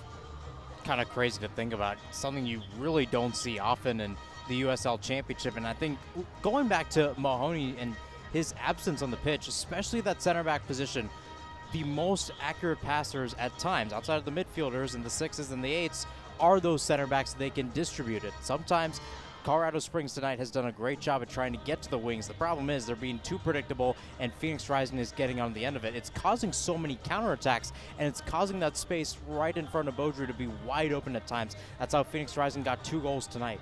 So we'll see who the changes are for Colorado Springs as they chase this game down a pair. 3-1 your score, 45 down, 45 to go from 38th in Washington. Phoenix, Colorado Springs. It's a very, very big game as the business end of the season has arrived on the Phoenix Rising Radio Network. Attention all clones. The Jim Rome Show is here for you every day here on KDUS AM 1060. Lots to get done. Welcome to the program. Listen in as Rome dives into the biggest sports headlines of the day. From final scores, player contracts and trades, team prospects, and even a spicy take or two. The Jim Rome Show, 1 to 4 p.m. every weekday here on KDUS AM 1060. That's the trick. Online at KDUS1060.com and on the KDUS 1060 app. Buying a house can seem almost impossible, especially today. But with the right agent in your corner, it makes the challenge seem effortless. Hi, I'm Connor Cochran with Good Oak Real Estate, your go-to agent in the Valley. Whether you're buying, selling, or investing, I'm here to guide you every step of the way. Because finding the perfect home shouldn't be stressful, it should be exciting. Call 480-688-3200 today. Again, that's 480-688-3200. Let's have the conversation. Hey Phoenix Rising fans, this is Discount Tire, your hometown tire retailer and trusted partner on the road for over 65 years. We know it can be overwhelming when buying tires, but we're here to help. Our online tire buying guide, Treadwell, makes finding the right tires simple. Just plug in your vehicle, location, and driving habits, and Treadwell will give you unbiased, personalized recommendations based on your needs, not based on price. Inviting, easy, and safe. Just how tire buying should be. Shop tires with Treadwell at discounttire.com. Let's get you taken care of. You're listening to the Rising Radio Halftime Report on the Phoenix Rising Radio Network. 3-1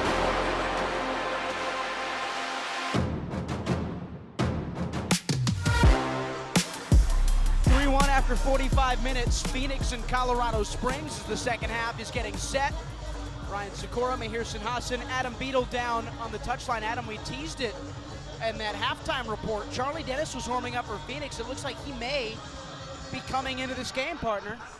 Yeah, should be a good addition onto the pitch for Phoenix Rising. Get a guy like Charlie Dennis out there, a guy who's used to playing a normal 90 minutes. I think he can come on for Phoenix and give him a really solid 45 plus more. All right, Adam, thanks. We'll hear from him throughout this second half. Mahir, what does that change for Rising? We'll see who they take out in this lineup, but Dennis a much more active going forward midfielder, kind of an odd thing 3-1 up. More active, but I think more box-to-box as well. You want to have more coverage, but I think, yes, it goes back to the attacking point that even though Phoenix Rising is up 3-1 right now, they are in no way going into a defensive state to start this second half. They want to keep pushing, and again, we'll see where Charlie Dennis goes because we've seen him play right wing, we could see him play 8, and it feels like wherever he goes, it kind of dictates the pace overall, but either way, he has a great left boot. He swung it into the box a few times, knowing that Colorado Springs has struggled at times with man marking, especially on balls in towards the box, mainly towards the 6 and just that center part of the pitch. It'll be interesting to see what Dennis's delivery looks like in the second half. Charlie Dennis will come in for Remy Cabral. So you wonder if maybe that's Cabral going off, Sacco up as the central striker, and Charlie Dennis off the right? Yeah, it kind of sort of seems like that, but I kind of like it overall. I could also see Dennis dropping back a little bit and letting Sacco patrol out on the right wing at times. It's kind of interesting, but again, Sacco's been a lot more dynamic than Cabral when you take a look at the number 9 options for Phoenix. And Cabral, again, a goal tonight, but outside of that, Ryan, he hasn't had too many chances on goal, save for maybe a couple of poaching chances. I think Pamadou Ka wants to try to energize the side a little bit, try to mix things up, try to reposition players and kind of test this Colorado Springs back line and see which players, which individuals, more importantly, are ready for the challenge. Just 10 touches in this game. In the end, a big goal, the first of the night for Phoenix, for Remy Cabral. Juan Tejada, the opposite-ended number 9 for Colorado Springs, had just a 7-touch first half. That is not enough to score the goals. Colorado Springs, they make a pair of changes as well at halftime. Levante Johnson has come into the game, the former Montreal Impact and Vancouver Whitecaps man, and their leading goal scorer, leading assister Marco Micheletto has entered as well. So no Kyle Vassell, just quite yet for James Chambers' side. 3 changes cumulatively after 45 minutes as the second half sets off, and Phoenix Rising will start us as they switch sides and head towards the south end. We will get a look at who those changes are when we can for Colorado Springs coming into this game. Rising building out from the back, giving it away. Ball into the box. Tejada was cut out in time by Skiers.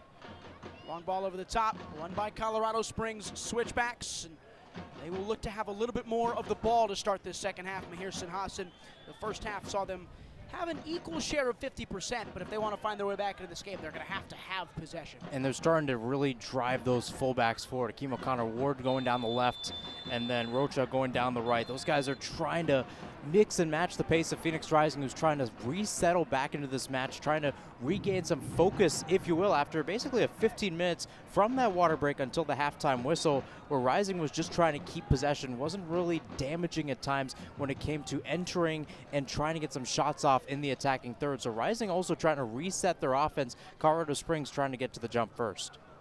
They have possession here. Marco Micheletto came into this game for Steven Echeverria. Levante Johnson has entered off on the right side, I believe, for Quincy Huerman. Huerman may still be on the pitch. There's a player down on the ground for Colorado Springs.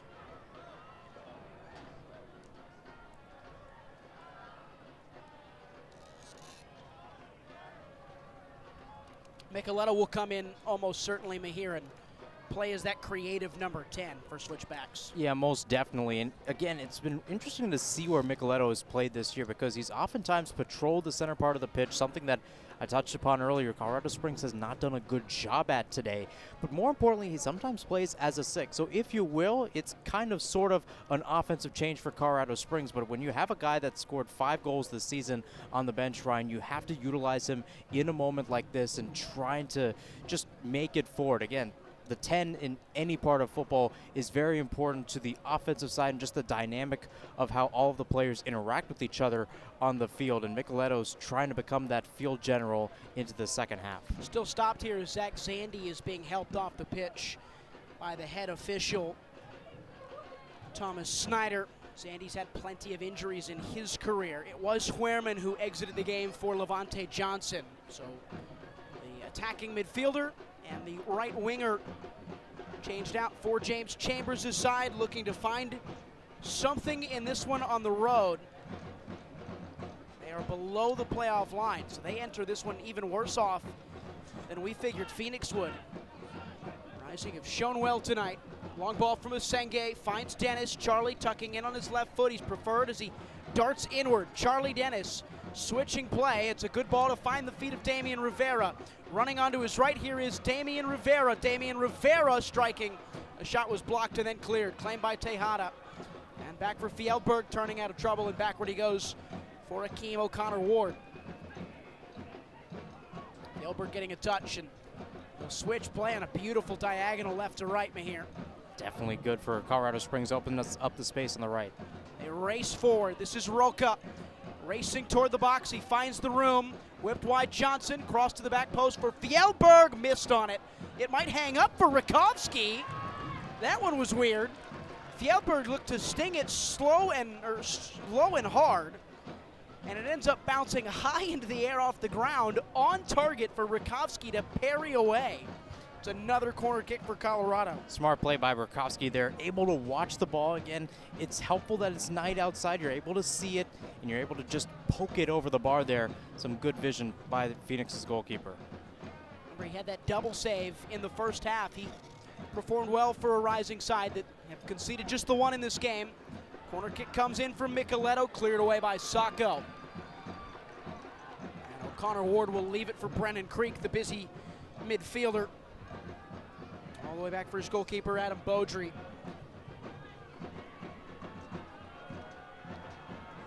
Heavy touch from Beaudry, pressured by Sacco, clearing away is the Loney. And it's one high by Phoenix. The home side have it again in their away black strip. They've worn this at home a couple of times this year. It's a good kit, to be fair. Looks kind of fresh, too. Yeah, I know our engineer, Sammy O'Brien, would buy one. I could see him wearing that out one night. Totally.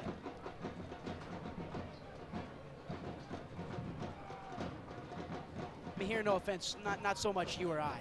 I don't think either of us would be wearing a Phoenix Rising away shirt. Tejada touching backward. Look how deep he is. This is the number 9 in almost the right back position. Looking to get more active on the ball after a very slow first half for him. Just the 7 touches. Might have doubled it right there too, Ryan. Again, just trying to keep possession overall for Colorado Springs, and Rising again just pressuring from behind, forcing Colorado Springs back. 51st minute, 3-1 Rising. Throw in Colorado. They find the feet of Tejada. Touched by Avievu. Will it stay in play for Hope Avievu? He's grabbing, he's holding. And this ball stays live. I think there was a free kick because Avievu was the one doing all the dirty work, according to Thomas Snyder. It's a free kick for Colorado Springs. We will continue to update you on the warm-up endeavors of Kyle Vassell.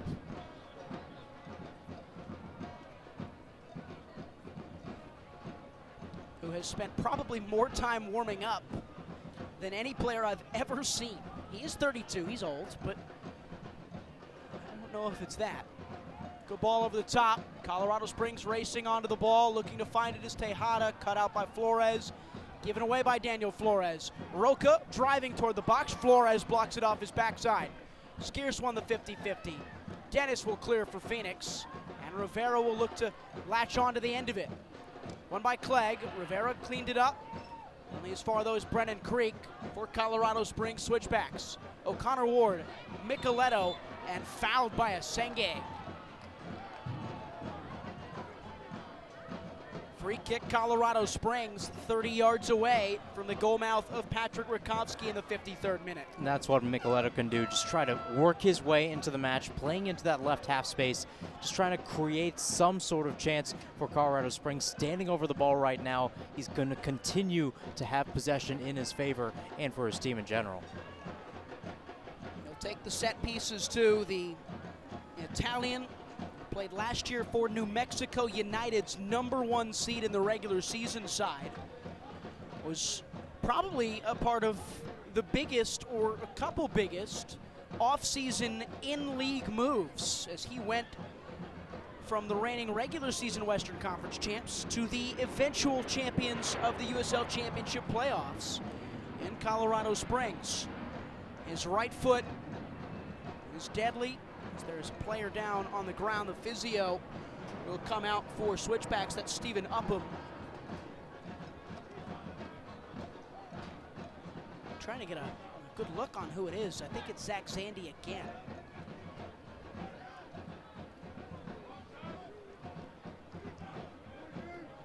It's been interesting to see Zandy's position. Again, you mentioned it too, Ryan, in the pregame, that the way he's played this season, sometimes he's played high, sometimes he's played low, and because he's moved around in comparison to last year, Colorado Springs' results have differed in ways. It's kind of interesting to see his sort of positioning at times. They've almost looked for more control maybe by dropping Zandy in, and that's taken away some of the goals that they were able to score in the playoffs last year. Yeah, I would say so too, but again, he's been able to find some space up in the area, and I think that shows that Colorado Springs is just trying to find those simple touches forward. He scored in the 16th minute. It was kind of a rocket, kind of silenced this crowd, 38th in Washington. He was able to really find his feet at times, and even though, yes, he has had more control, he can still push forward and find positions in the box to try to get a shot off. This will really hurt for Colorado Springs if Zach Zandy has to come out of this game, as it looks like it will happen. Charlie Adams He's a central midfielder, a tempo setter, warming up, and he's set to come in.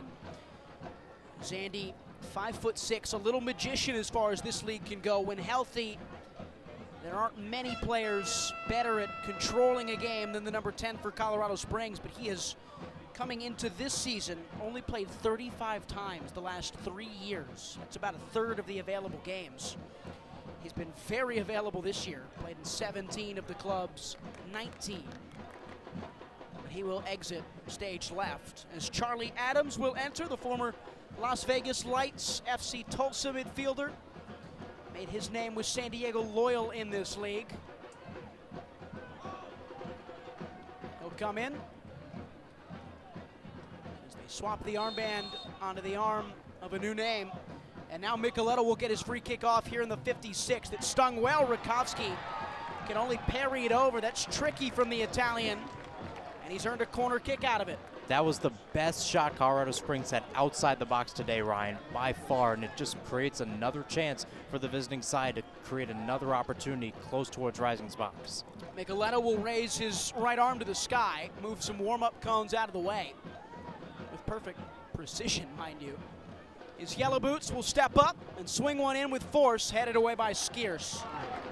Top of the box, through traffic, blocked away. Levante Johnson closest to it for switchbacks. Served in again, Flores clears with his head. Top of the 18, Fjellberg, 30 yards away, dancing wide right. Now lifting the ball left to the feet of Micheletto. On his right foot, Marco Micheletto, high, looming, offering. It's over everybody's head and out for a goal kick. 56th minute of this game, 3-1 Phoenix. All the action coming inside the first half hour. And more importantly, Ryan, it's action that's been favoring Colorado Springs. They've basically entered in towards Rising's box, and Rising just doesn't have a way to counter compared to what we saw in the first half. It seems like Pamadouka just needs to try to create a little bit more position, but more importantly, try to get some subs in. Carl Saint stepping into his own 6, plays a ball across his goal frame for Asenge. Dangerous through two bodies. Asenge with room, slips the ball forward to the new number 9, Isan Sako. Dropping it back for Daniel Flores. Flores looking wide left. That's a poor pass. He had Damian Rivera in isolation, and the Tucson native Daniel Flores just miscued in finding Rivera. Rising had a chance to turn possession towards the other end, and they turn it over instead. Arvin Matusla for Colorado Springs. Amidst the absence of Adam Mahoney, he's had to have more of the ball tonight. He lasers the ball lifted up over the top, looking for the run of Fjellberg, who wants it at feet. It'll turn out of touch for a goal kick as Senge sees it out. Going back to what I said earlier, Ryan, about Phoenix's average positioning, I think when you take a look at that substitute bench, I think you need a guy like Zion Emmers, who at times has struggled when it comes to his own positioning, but he does provide pace, especially down the wing, to just try to get this ball out of the middle, try to get it back towards the center circle and down the wings. Just creates a little bit more of a box-to-box feel, but more importantly, urgency up top. Monte Johnson, wide right. No service played. Johnson all the way back for Roca. As you say, Emmers a bit more busy as a midfielder? I'd say busy, a little bit more versatile, robust at times in challenges, and I think that's what Rising needs, especially as Colorado Springs is finding those 4th or 5th to last passes before entering the final third or even the box. O'Connor Ward on the left side, playing a ball middle pitch. Now Adams, first time pass, too heavily hit for Akeem O'Connor Ward down the left. Throwing for Phoenix Rising, Pierce Rizzo will take it. That ball never went in play, did it? No, it didn't. That was a terrible throw from Pierce Rizzo. As good as he's been here, we all have flaws, don't we? Sure do. Is he wearing shin pads also?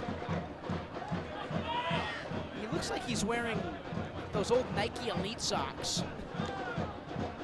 Adams. Those might even be before Pierce Rizzo's time.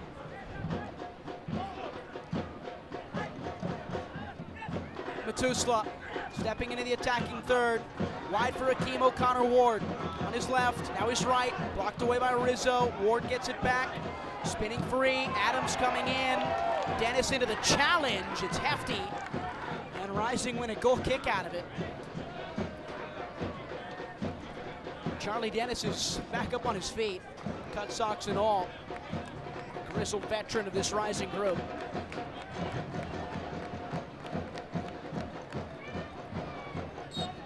No, seriously, is Pierce Rizzo wearing shin pads? It's tough to see. Goal kick Rising. Rakowski played short, back to Asenge.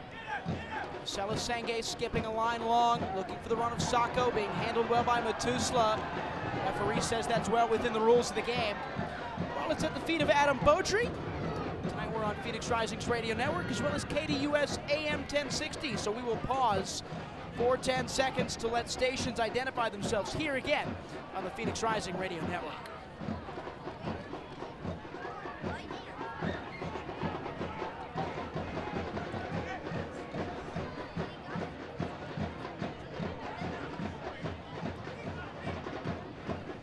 Forward comes the Panamanian Juan Tejada. He's taken off the ball. It's going to be a throw-in for Phoenix Rising. Changes to come. It looks like Mahir was Johnny on the spot with Sion Emmers. The busy midfielder will step in for Phoenix Rising, and I think 3 changes are coming for Colorado Springs on the hour mark, meaning they will have made all 5. Yosuke Hanya is waiting, as is Matt Real, and the big Kyle Vassell. Hanya will come in. So we wait to find out who he has replaced. Is Tyler Clegg coming out of this game, Mahir? There's a clap between he and Matt Real as Tyler Clegg, the center back, is replaced by the natural left back Real. Fjellberg is off for Hanya, winger for winger. And is it going to be Juan Tejada sacrificed for the 6'2", England-born Kyle Vassell? No, it won't be.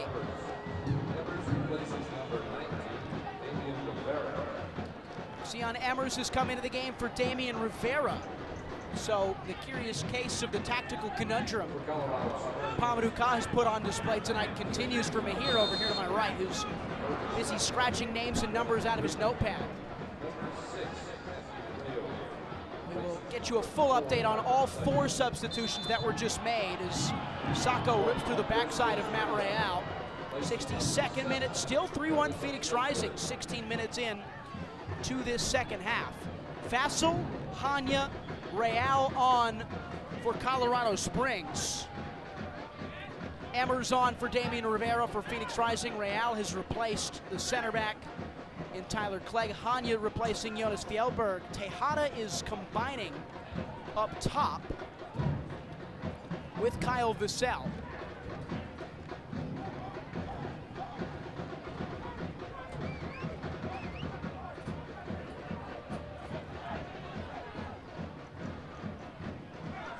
Over the top.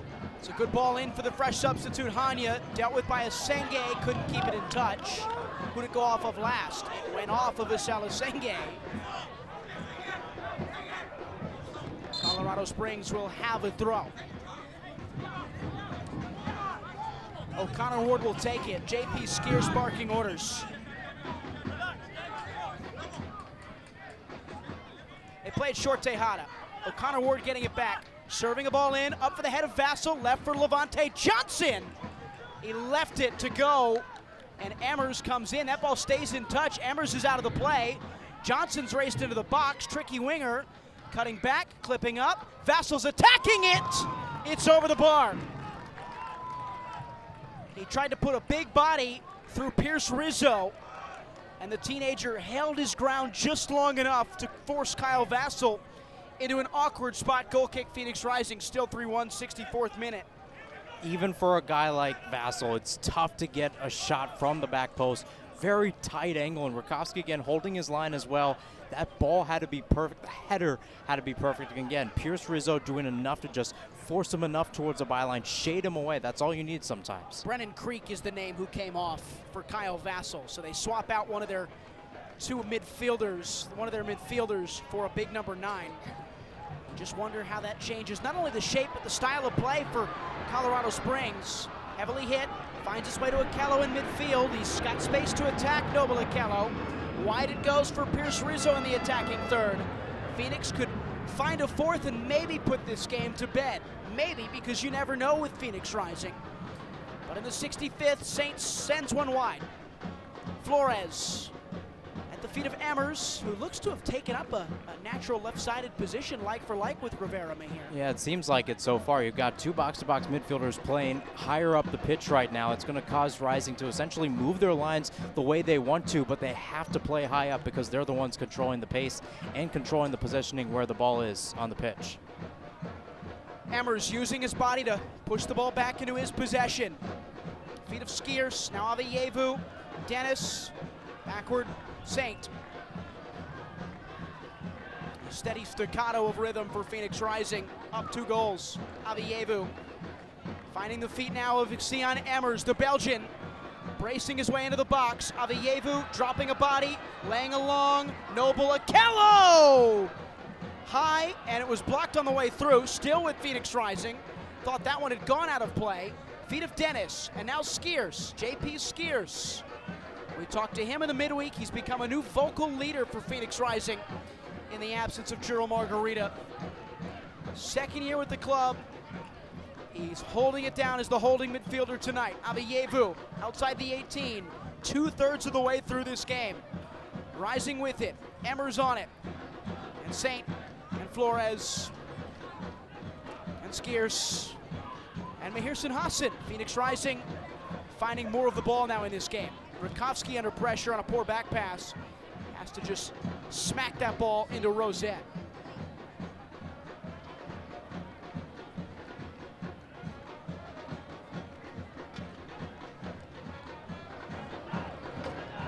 Reason for the Banditos to cheer tonight, at least for now. Hoping their side can see along a second Phoenix Rising home win of the summer.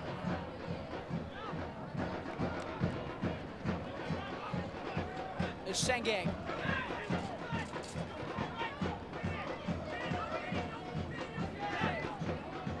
Saint, pressured, Skiers, collects. Skips the line splendidly. He has Rizzo on the right side. Rizzo telegraphed perfectly by Ward. Dennis worked hard, Micheletto worked harder, but then gave up the ball. Okello and Skiers.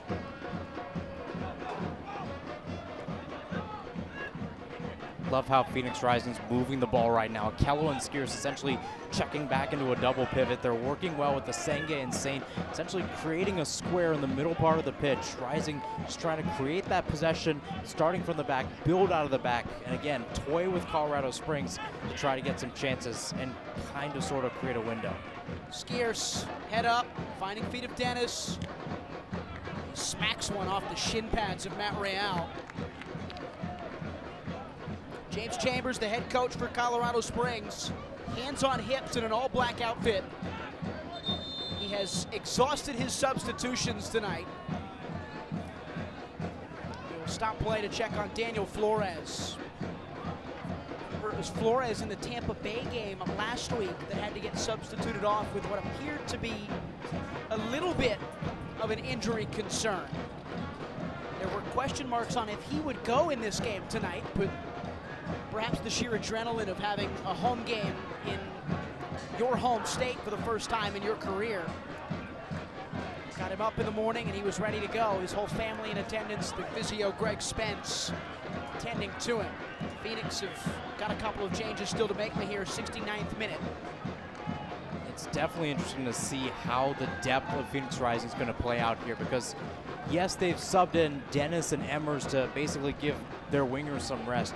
You don't have to get a fourth goal, but then again, this is the telltale sign of Phoenix Rising throughout this entire season. Something can happen down the stretch, and I think for Rising is just about being in the right spot. Now with Flores down, you wonder if Pa is going to try to create something down this left side to really help them out again. You have Ryan Flood on the bench who is dealing with injury problems himself. The same goes for Emi Quaisho. You have a lot of depth in that left back spot, and there's still a lot left. I mean, take a look at this. For Phoenix Rising, you have, outside of Tristan Henry and Tristan Shaw, you have 5 players that could come in outside of Pop Marboy that could legitimately make an impact on this game. Could Kelvin Arase be a left back, maybe? You think? I don't think so. We'll learn a lot about which change they make in terms of the pecking order here. Ryan Flood or Emil Quayshaw. Quayshaw more the attacking option, Flood more the defensive identity that you could bring on here. You'd certainly lean towards the more defensive option with a 3-1 lead. Yeah, you most definitely are. It seems like Flood's going to come in, and again, a guy that is tough in his own right, just like Flores, dealing with his own sort of injuries and sort of knocks throughout the season. Flood, again, with a cast on his arm for most of the season, still the case too. You know, this is a Phoenix Rising side that's just toiling through it. Ryan Flood, another guy from here in State 48. They have a lot of similarities with each other, so it's a like-for-like change in multiple ways. And now they will make another. Noble Okello will come off in the 71st minute. His day done. Kelvin Arase signed officially today for Phoenix Rising, announced at 10 a.m. this morning after a long and labor-filled process to bring the Austria U21 former international into the side. He will take his rightful place out wide. Emmers will come into the middle of the park now, Mahir. Kelvin Arase was spotted all the way back on August 6th with a Rising shirt with his name on the back at a season ticket holder event. It is August 23rd. That is how long he has been waiting to be a Phoenix Rising player. Forward comes Emmers, the new midfielder, into the box, back atop for Avievu! Oh, and he missed it.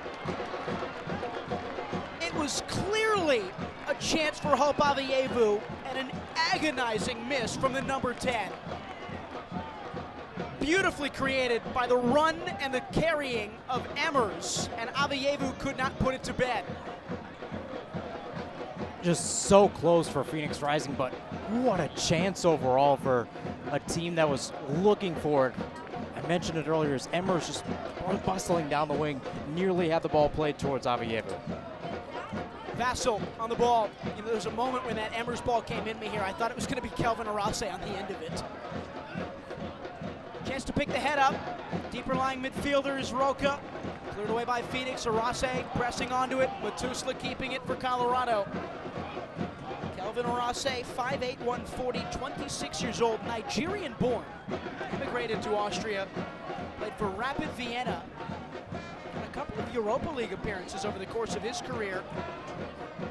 Talked to the sporting director, Brendan McCarthy. The belief is that Arase is a next-level presser and could really change the front-footedness of Phoenix Rising these last 10 games. They're on the back foot now in this one. O'Connor Ward getting a touch. Defended by Charlie Dennis. Away from the ball is Rizzo. Akeem O'Connor Ward onto his left foot, blocked away by Charlie. And it will be a corner kick.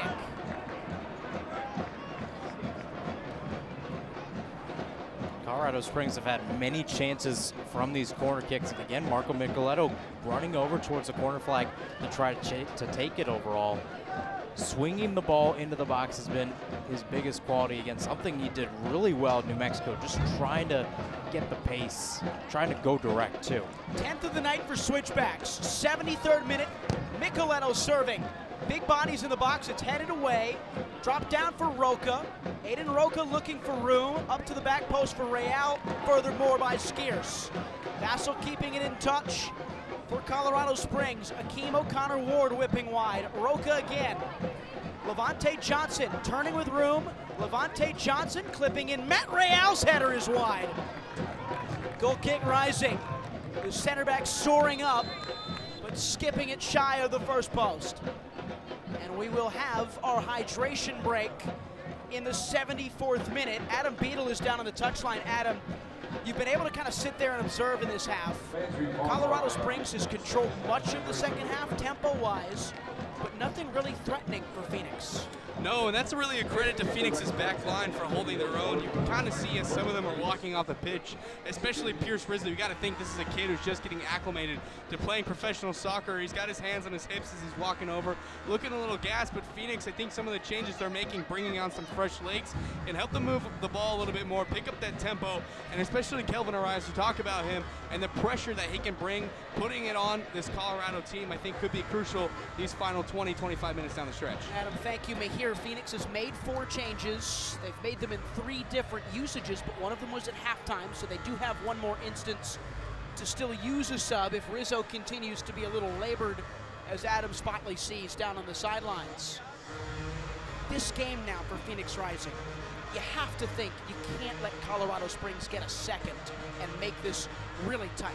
Yeah, you certainly don't think that. And it feels like with every waking set piece Colorado Springs has labored in this second half, it's just about trying to get towards the box overall. And again, Patrick Rakowski, credit to him. And as much as we've talked about the goal scorers tonight, Remy Cabral, Pierce Rizzo, and Hope Avievu, his sort of discipline in the middle has really helped Phoenix Rising tonight in trying to get some communication down. I mean, take a look at this Colorado Springs side. It doesn't feel like a 3-1 result for Rising right now, Ryan, save for expected goals.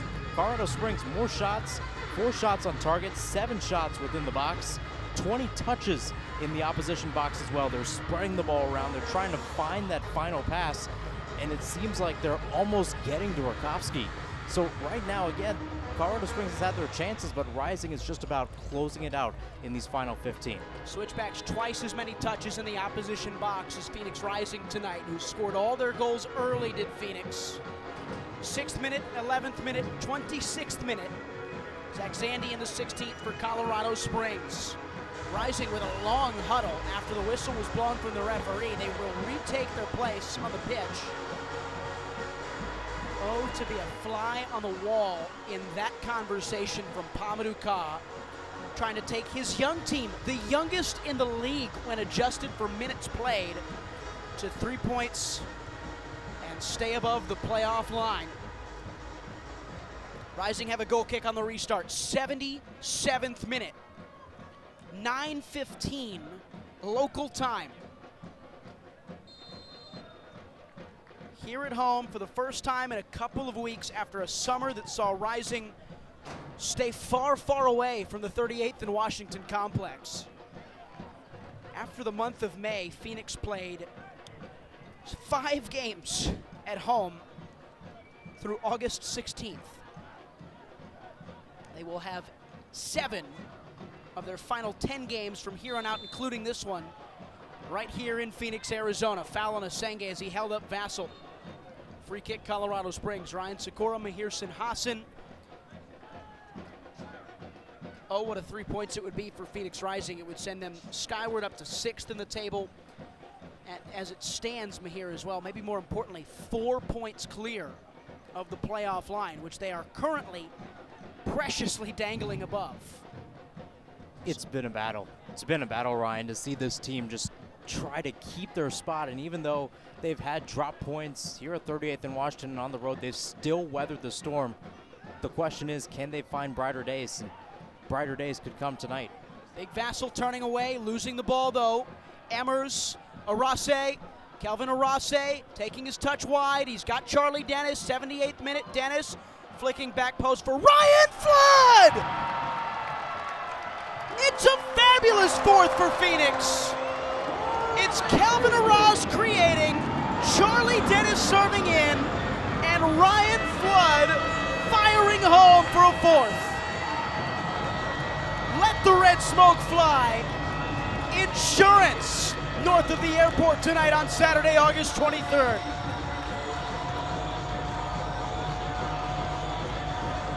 Second of the year for Ryan Flood, Mahir Sinhasan. Save for him being a defensive left back. He will find space, just like Flores, just like many other players on the pitch. The Arizona boys have come to play tonight. Shot out of a cannon and just taps it towards the back of the net. Tight angle, it doesn't matter. He's been clinical. The rest of Rising has been clinical. What a cheeky bit of service from Charlie Dennis to provide Flood with the goal as well. Phoenix Rising goals by number 23, Ryan Flood. They told us at the beginning of the year they'd score goals. Most of the time they've done that. Their biggest problem has been conceding them. 4-1 would be the largest margin of victory for Phoenix Rising in a game this season. Arase winning it and chugging forward on a ball for Avievu. Hope Avievu, left half space, 80th minute. Phoenix looking for a fifth in this one. Emmers top of the box. Whipped wide for Charlie Dennis, hoping for another opportunity. And he backs off for Pierce Rizzo. I hearken you back to the 2022 season for Phoenix. It had felt largely dead for much of that year, a year in which Rising, by the way, missed the playoffs. As bad as this year has felt and as bad as last year really was. 2022 was a dead year where Juan Guerra came in late. Rising won 4-0 against Colorado Springs in this stadium, but not really this stadium. It was this exact arena, but in Chandler, well down south before they moved the stadium. They won 4-0 after a long rain delay this time of the year. J.J. Williams, now with Rhode Island FC, scored a couple of big goals for Phoenix. This one's had similar juice to it in terms of Phoenix's thorough ability to play in front of goal. They've not dominated the game, but the scoreline reflects a side that has been hyper-clinical tonight, 81st minute, 4-1. And it just seems like Phoenix Rising peaking at the right moment. You mentioned that Colorado Springs match. You take a look last year, San Antonio FC came here in late September. Phoenix Rising able to handle them 4-0. It just seems like Rising, when they get to the business stretch of this season, is looking for that one match that proves to themselves and proves to the USL Championship, hey, we still belong in the playoffs. It may not be as good as years past, but we're still, to some extent, the way we were before. Carl Saint is down on the turf. Pierce Rizzo is stretching as well. It could be another substitution to come for Phoenix. Adam Beadle's down on the touchline. Adam, we talked about this pregame. Phoenix Rising having to show up as a team tonight in front of a crowd for back-to-school night, trying to keep people in this arena tonight and keep people coming back for all these home games down the stretch. I don't think there's been a better example of how you do that than what we've seen tonight. You know, we've talked throughout the last couple of home games going into this game about how Phoenix can build that momentum at home, and maybe it's just going back to your roots. And when I mean that, I mean quite literally. You've got the Valley Boys themselves scoring. Pierce Rizzo, Ryan Flood takes the 4-1 lead for Phoenix Rising. I don't think there's a better iteration of what it could mean for Phoenix to really get something from the Valley than its own people scoring goals and making it count when it matters most for them. Adam, thanks. An academy kid as well for the second time in as many games. Pierce Rizzo. It seems as though he is going to have to finish out this game. Pop Marboy, the captain, will come in for the final 8 minutes plus stoppage time. He will replace Carl Saint. Another good showing for Carl in the center back spot, Mahir. And now Pop Marboy, the uber athletic defender who's, at least on the surface level of things, been displaced by the Haitian in the squad, has to come out and see out 3 points for Phoenix Rising. You know, you mentioned Saint, and I agree with you. I think that's the most underrated part of tonight, Ryan, is that the back line, despite facing so many crosses, so many set pieces, they've remained disciplined, and it starts with Saint. Say for maybe that switch up a little bit of a fluff on the Zandy goal, he's been there almost on every play. Flood forward, headed away. Second chance for Dennis to win. Won by Colorado Springs, Yosuke Hanya.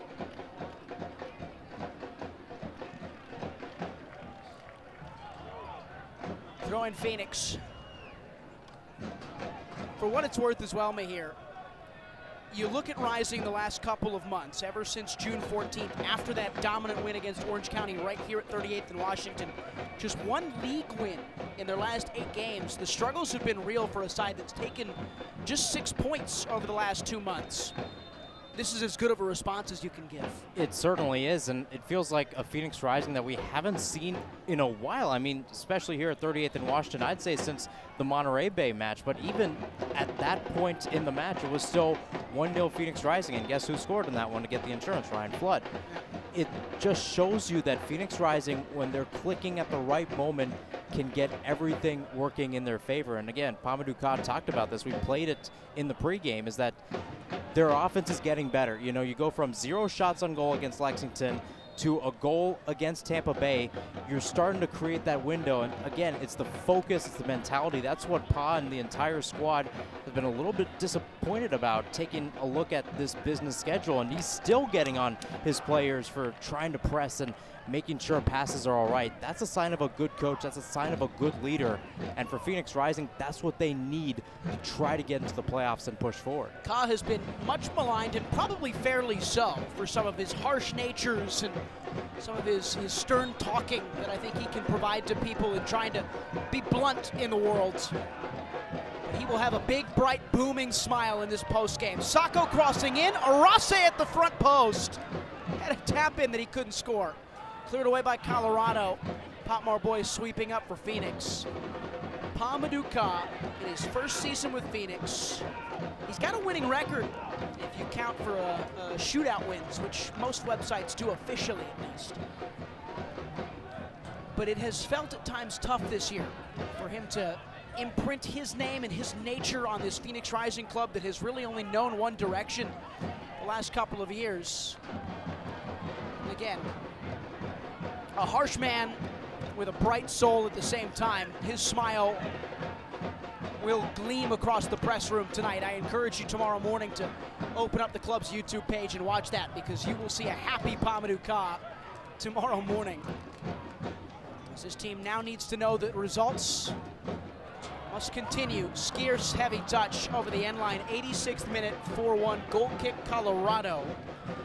And they've got a chance, Mahir, when you look at it, to get some points coming up. Next week, it's a home game against El Paso, who's been in good form, unbeaten in 4 with a pair of wins. But then after that, it's Las Vegas Lights at home, Sacramento Republic on the road, which is a tough game. Loudoun United, who've been good this year, poor as of late, at home. Long trip for the Virginians. And then Oakland Roots and New Mexico United. New Mexico United have been reeling, by the way. So there are wins on the board for Phoenix Rising the rest of the way, as they still chase, believe it or not, despite all the cloudy skies around them this summer. A home playoff game. Just 3 points off of it in the live standings, I think. Maybe 1 by now. It is 1. San Antonio on 29, Phoenix on 28. 87th minute.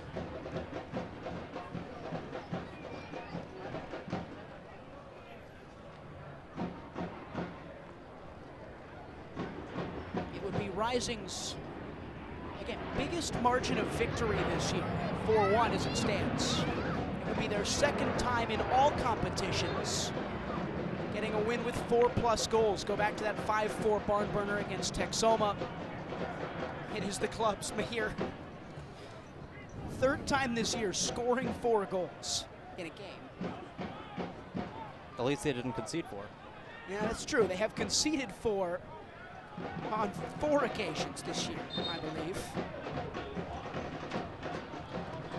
Orange County loss, Charleston loss, Texoma win, Houston loss. It's actually 5, the 4-all draw with El Paso. So if you don't concede goals and you score them, I think you win games. Engineer Sammy O'Brien tells me, yes, that's how it works. Skiers on the ball for Phoenix, nursing a 3-goal lead on their way to 3 points here on this Saturday night. Rakovsky looking long for Arase. Calvin Arase, Avayevu cutting off. Charlie Adams touching down. Kyle Vassell has done very little in this game here since coming on. Yeah, it seems like he's trying to direct things around, and even now, Tejada's the one making the run, and with Vassell, he's just trying to check in at times. It's kind of baffling, and again, we've seen that through a lot of number 9s throughout the USL Championship, especially in a losing position. They can't really do much. Levante Johnson surging into the area. It's gone out of touch. As a big collision comes through. Rakovsky with Flood. Rakovsky's really upset, says Levante Johnson invited all of that. The substitutes that have come into this game. Hanya, just 4 touches in a little over 20 minutes. Vassell, 8 touches in almost 30 minutes. Johnson, 11 touches since coming in at halftime, now 12. Charlie Adams, just 15. They have not made an impact on this game. That's a credit to Phoenix Rising, just being really clinical with possession. They're keeping that, and every time Colorado Springs is trying to get something, it's mainly a ball over the top. So the midfield is just not doing much. And Hanya, again, has had some touches, but he's the one chasing the ball. He's not controlling it. He's not trying to pass it. And that's what Phoenix Rising has done an exemplary job of tonight, is they've made Colorado Springs chase the game overall. Stick around for the post-game wrap-up presented by Crown Public House. After this one is done, assistant coach Darnell King will join us at some point to talk about this Phoenix Rising win. Asenge, slippery as ever on that short grass, dodges a couple of defenders and races forward. Ball at the feet of Flood.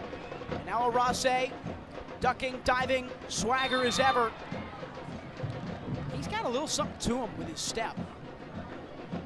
Good old confident gait for the number 44 for Phoenix Rising. We thought coming into tonight he is wearing 28 on his back. At least it looks like he's wearing 28. Over the top, Sacco offside. One of the league leaders in that category, Isan Sacco. Surprised he's not wearing 44, to be honest. Will have 8 minutes of stoppage time. For what? Do you know if there should be 8 minutes of stoppage time? I have no here? clue. A lot of vertical and horizontal lines in that number. Baffles us both. Avayevu in space in the center circle. Rising running 5-on-5. Feet of Kelvin Arras. Kelvin Arras! Blocked by Beaudry. It's a great stop from Adam Beaudry, who's had a tough time tonight. Other way for switchbacks. Don't give up a second in this game. Skierce takes down Vassell. Tejada on it, whipped wide. This is a run for Hanya. Good service snuffed away by the defensive effort of Ryan Flood. 91st minute, 4-1 Phoenix. This one feels just about as good as gold for Rising tonight. Hanya. Adams, cycled wide. Real, Hakeem, O'Connor, Ward. Locked away by Rizzo. Can't see that kid getting replaced. Not until he drops some poor performances. O'Connor, Ward into the box, away by Marboy. Wind picks up. Dennis, Emmers ran into a wall. Rizzo has it as well. Now Skierce. Really, you look at that though, Mahir. Colin Smith is going to be healthy at some point in this season. And with no other right back option, Pierce Rizzo has stepped up as a natural holding midfielder. Phoenix, there were talks of them maybe signing a right back in the latter portion of this summer. They may not have to do that now with Rizzo's performance. Tejada, wide on the left, crossing in for Hanya, cleared away by Flood. Into the 93rd, up in the air, Matusla. Sacco using his body to find the space and touch the ball to the ground. Arase spinning, Arase fouled. Free kick Phoenix. I do not know where this wind has come from, by the way. It stayed away for most of the night. It is, for what it's worth, favoring Phoenix if they want to find a 5th goal. That would make my night, you know. Yours? I'd say so. Okay. I appreciate that. We hear Sinhasen. Short and sweet, simple as ever. Potmar boy. He's still the captain. He's wearing the armband. Recognizing that, Mahir, if he's not going to be the consistent first choice starter, as Arras plays a nifty ball in behind for Sacco. Isan Sacco into the 18. Exclamation mark is denied by Adam Beaudry, who has reclaimed some of the first half demons in his name in his second half. Great stop in the 94th to deny Isan Sacco. And that's just Phoenix Rising football there, Ryan. Just a great pass by Arras, and Sacco again playing in, receiving the pass, something we haven't seen much from Sacco. He likes to drift out towards the wings, but he's playing like a true number 9 and nearly had a chance. So we were talking, does Rising have a corner? Looks like they're going to play it short in the 94th. Charlie Dennis is on it, Mahir back for Rizzo. If Pop Marboy is going to be sort of this second choice center back, if you will, and there will be plenty of minutes for him still to play in this long season, what becomes the importance of his role as a verbal captain for this Phoenix team going forward? You know, I think it's about providing some sort of leadership. And that leadership may come from skills. It may come from just encouraging people overall. Levante Johnson running it flood, laying it off. Well defended by Scarce. He's grabbed Micheletto, who finds his way out of trouble like a mirage. Adams, a back heel missed by him. Sacco the other way for Phoenix Rising. This game has just become a track meet. Sacco stretching his legs, looking for Charlie Dennis and wide for Kelvin Arase. 95th minute as the 28 slows on the ball. There's a security about him. And I think the fans will really enjoy in the absence of Jiro Margarita. As we talked about in the pregame and at halftime, he is the like-for-like swap with Jiro. He's gone off to Belgium. He's played good minutes so far for maybe the top team in the Belgian second division. So you could see Jiro in and amongst it in one of the top 5 to 10 leagues in the world next year. That would be quite the selling point for Phoenix Rising. But Kelvin Arase, who comes from the German third tier, he spent some time in the lower league of the 2 and 3 Bundesliga, namely a bunch of appearances for Rapid Vienna. He's a Centurion for one of the Austrian Giants. Came through their academy, a Nigerian-born winger. Scarce, 96th. Emmers, Rizzo, Dennis, switchbacks have resigned to their fate at this point. There's no intensity from the visitors now in this closing moments of stoppage time here. And again, Colorado Springs, it just seems like, yes, we've talked about their recent form in league play. 3 wins in 5 games going into tonight, and Phoenix Rising, similar to Orange County last week, just putting a hush on that right now. And again, Orange County did well from a defensive standpoint to stop Colorado Springs, who had 9 shots in that game. Phoenix Rising, again, just asserted their dominance. Colorado Springs, again, a very clinical game from them in terms of shots. I mean, 25 in total, 12 of them belonging to the visitors, and 4 on target. But then again, it just becomes down to Phoenix Rising being Phoenix Rising. And sometimes to beat this Colorado Springs side, and to beat a lot of sides, you just have to be you. Arase dispossessed, Levante Johnson to attack. Defended by Asenge, Marboy sweeping up, Flood has it. This is the part of the game where if it was a Mexican national team game, you would start to hear the Olays sort of rain through the stadium. Rising just pass for pass for pass for pass. Dennis for Scarce, and whipped wide. JP Scarce has it at the feet of Rizzo.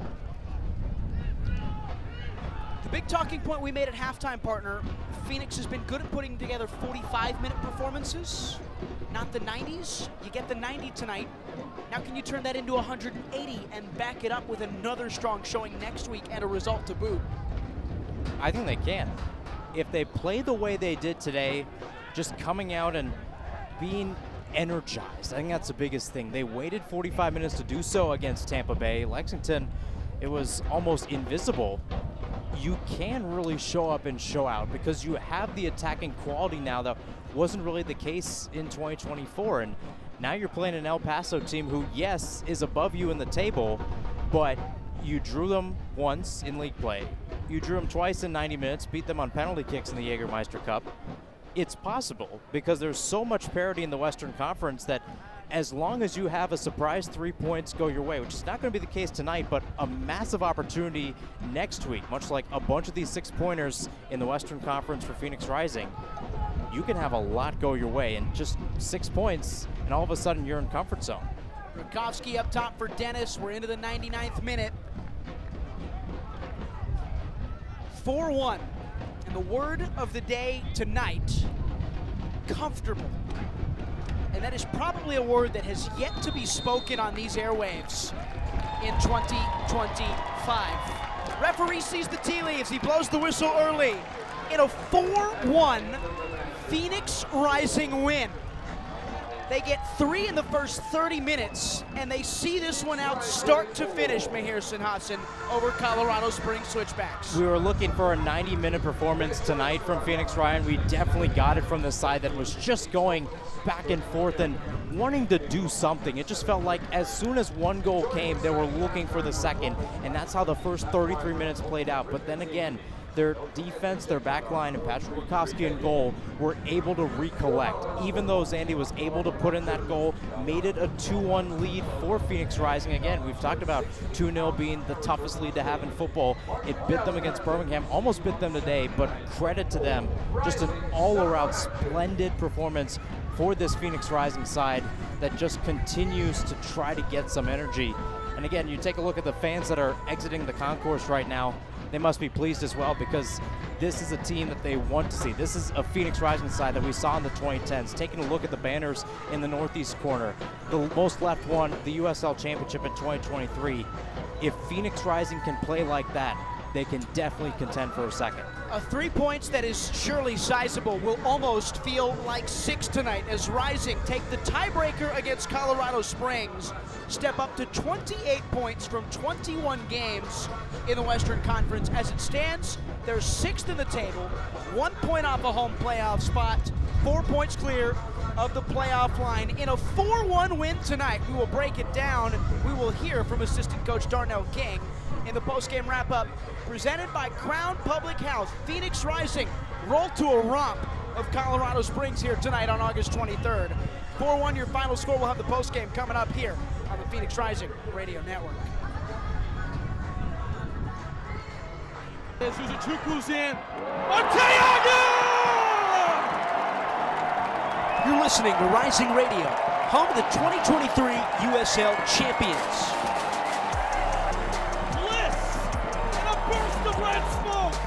Phoenix Rising, our home. Welcome to 38th and Washington. Stick around for more as our broadcast continues. Join in on the Sports Zoo on your ride home from work with Dave Rooster Bierstein. Join Rooster as he lays down what's happening around sports and makes it clear what's on his mind. Oh my. Catch the day's craziest stories and some of the latest numbers from the sports books across the valley. The Sports Zoo with Dave Rooster Bierstein. Yeah, I think that's kind of a wild option. Weekdays 5 to 6 p.m. on KDUS AM 1060 and on the KDUS 1060 app. Attention all clones. The Jim Rome Show is here for you every day here on KDUS AM 1060. Lots to get done. Welcome to the program. Listen in as Rome dives into the biggest sports headlines of the day. From final scores, player contracts and trades, team prospects, and even a spicy take or two. The Jim Rome Show, 1 to 4 p.m. every weekday here on KDUS AM 1060. That's the trick. Online at KDUS1060.com and on the KDUS 1060 app. James Out West, your home for sports down here in the desert. Join James and Pat the Stat Guy as they recap the weekend and dive deep into the numbers for the NFL, NBA, college sports, and more. That's 5 seasons of 1,200 yards. Player stats, team numbers, and contracts are just the start of the discussion for James and Pat. He started 815 career games. He threw 749 complete games. There's no hiding when it comes to stats. It's James Out West every Monday night from 7 to 8 p.m. right here on KDUS AM 1060 and on the KDUS 1060 app. Each day at work just dragging on. Get your sports fix on the lunch break. Join Chris Schubert and producer Evan live as they give their local perspective on the world of sports. Baseball, football, and basketball. Everything has a home on their plate. It's The Lunch Break with Chris Schubert, live Monday through Friday, 11 a.m. to 1 p.m. on KDUS AM 1060, on the KDUS 1060 app, and KDUS 1060 on YouTube. Buying a house can seem almost impossible, especially today.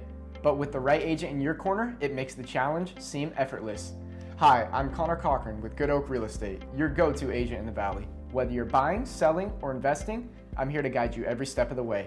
Because finding the perfect home shouldn't be stressful, it should be exciting. Call 480-688-3200 today. Again, that's 480-688-3200. Let's have the conversation.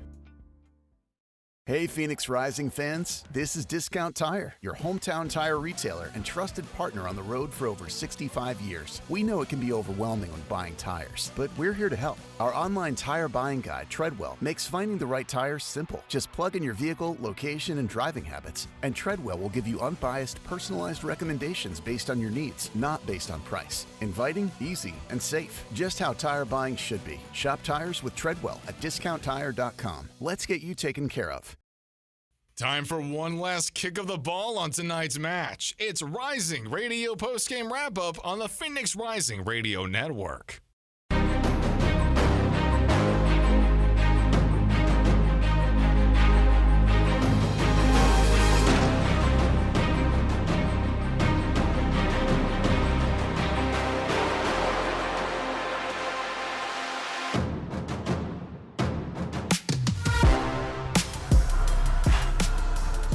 Embrace. It's warm, it's roomy, it's homey, and it's comfy. And tonight, all of those things were true as Phoenix Rising embraced its home crowd in a 4-1 win against Colorado Springs Switchbacks. Here tonight on the Phoenix Rising Radio Network, Ryan Sikora, Mahirson Hassan, Adam Beadle will join us in a few, as will assistant coach Darnell King here on the postgame wrap-up presented by Crown Public House. Rising started early with a bevy of goals that came inside the first half hour. Remy Cabral started it with a poacher's finish in the 6th minute. Pierce Rizzo added one in the 11th, his second in as many games, before Zach Zandy found a chance-serviced ball at the back post to make it 2-1, and it looked like it could be trouble once again for Phoenix Rising, but they responded in due time. 10 minutes later, Hope Avievu on a putback on a shot from Remy Cabral made it 3-1, and late on, Ryan Flood found a great bit of space on the back post on a service from Charlie Dennis on a counter to cap things off on a 4-1 win. Mahirson Hassan, as complete a performance as Phoenix Rising has put together in 2025. Exactly, Ryan. I think Phoenix Rising needed this, especially the start of a 3-game homestand, the start of the business stretch of the season, if it hasn't already for this side. It's critical to start off a homestand like this with a win. And again, a complete performance that it just seems to be building over the past couple of weeks. That's what Phoenix Rising sought out to do on this Saturday night. Even though they were laying back, I'd say for the first 5 minutes or so, after that, it was pretty much all them, Ryan. They were able to enter the attacking third, get their chances off, and more importantly, they were able to finish those chances and just have that great shot making and shot ability to try to find the back of the net. That was something that Phoenix Rising has lacked in recent years, most notably last year. More importantly, Phoenix Rising, they just seemed in control of this match, especially in the midfield. They won the match, same with the back line and forwards. JP Skiers, Hope Avievu, Noble Akello. Second consecutive game we've gotten that perceived starting midfield back together. They looked very, very together tonight.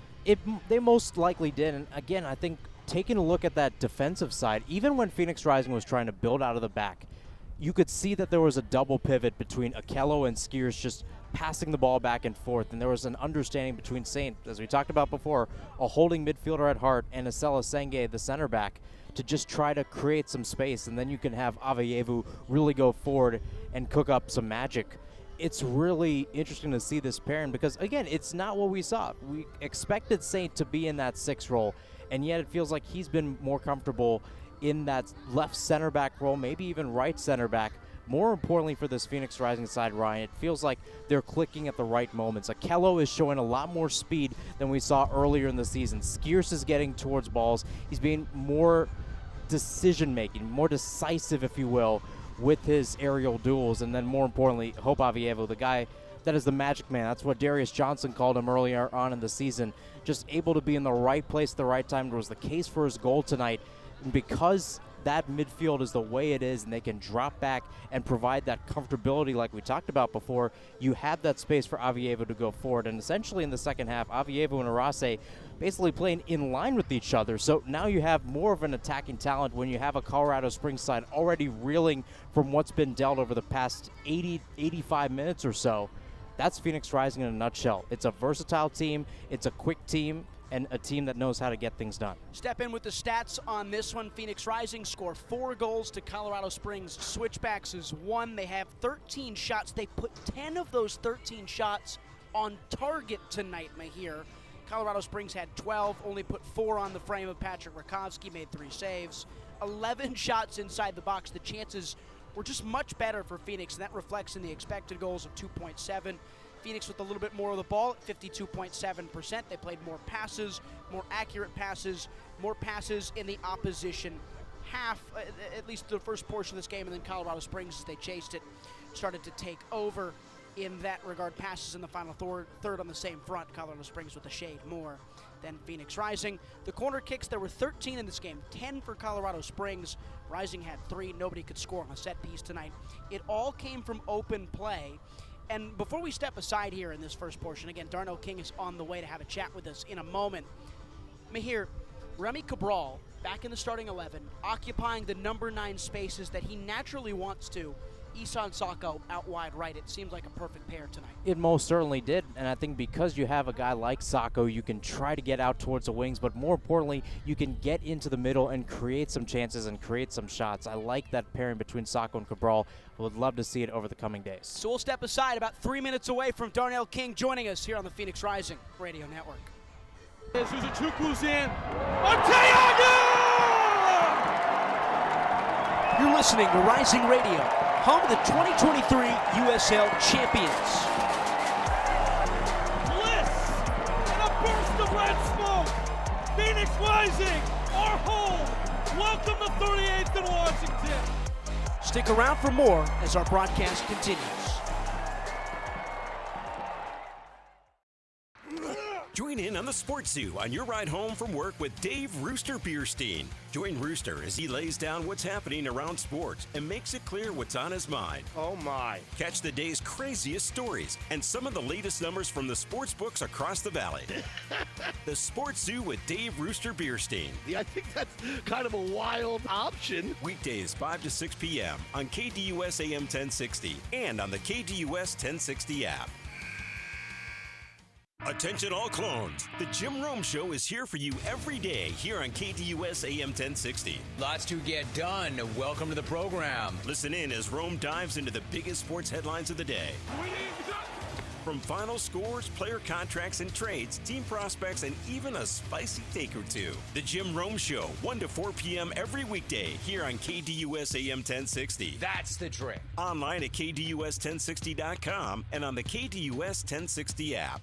James Out West, your home for sports down here in the desert. Join James and Pat the Stat Guy as they recap the weekend and dive deep into the numbers for the NFL, NBA, college sports, and more. That's 5 seasons of 1,200 yards. Player stats, team numbers, and contracts are just the start of the discussion for James and Pat. He started 815 career games. He threw 749 complete games. There's no hiding when it comes to stats. It's James Out West every Monday night from 7 to 8 p.m. right here on KDUS AM 1060 and on the KDUS 1060 app. Each day at work just dragging on. Get your sports fix on the lunch break. Join Chris Schubert and producer Evan live as they give their local perspective on the world of sports. Baseball, football, and basketball. Everything has a home on their plate. It's the lunch break with Chris Schubert, live Monday through Friday, 11 a.m. to 1 p.m. on KDUS AM 1060, on the KDUS 1060 app, and KDUS 1060 on YouTube. Buying a house can seem almost impossible, especially today. But with the right agent in your corner, it makes the challenge seem effortless. Hi, I'm Connor Cochran with Good Oak Real Estate, your go-to agent in the Valley. Whether you're buying, selling, or investing, I'm here to guide you every step of the way. Because finding the perfect home shouldn't be stressful, it should be exciting. Call 480-688-3200 today. Again, that's 480-688-3200. Let's have the conversation. Hey Phoenix Rising fans, this is Discount Tire, your hometown tire retailer and trusted partner on the road for over 65 years. We know it can be overwhelming when buying tires, but we're here to help. Our online tire buying guide, Treadwell, makes finding the right tire simple. Just plug in your vehicle, location, and driving habits, and Treadwell will give you unbiased, personalized recommendations based on your needs, not based on price. Inviting, easy, and safe. Just how tire buying should be. Shop tires with Treadwell at discounttire.com. Let's get you taken care of. This is the Rising Radio post-game wrap-up on the Phoenix Rising Radio Network. All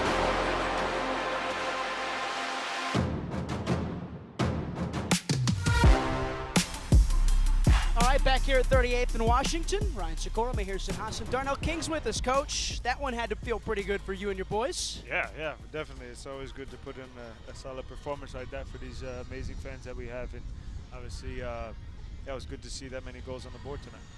The word we talked about at the tail end of the broadcast that came to mind for us was comfortable. We haven't been able to say that for Phoenix Rising, I think, a lot this year, but towards the end, you get the Olays kind of going, the passing sequences, and you felt like this one was a little bit more in control for your team. That's a sign of progress. I like that better, in control.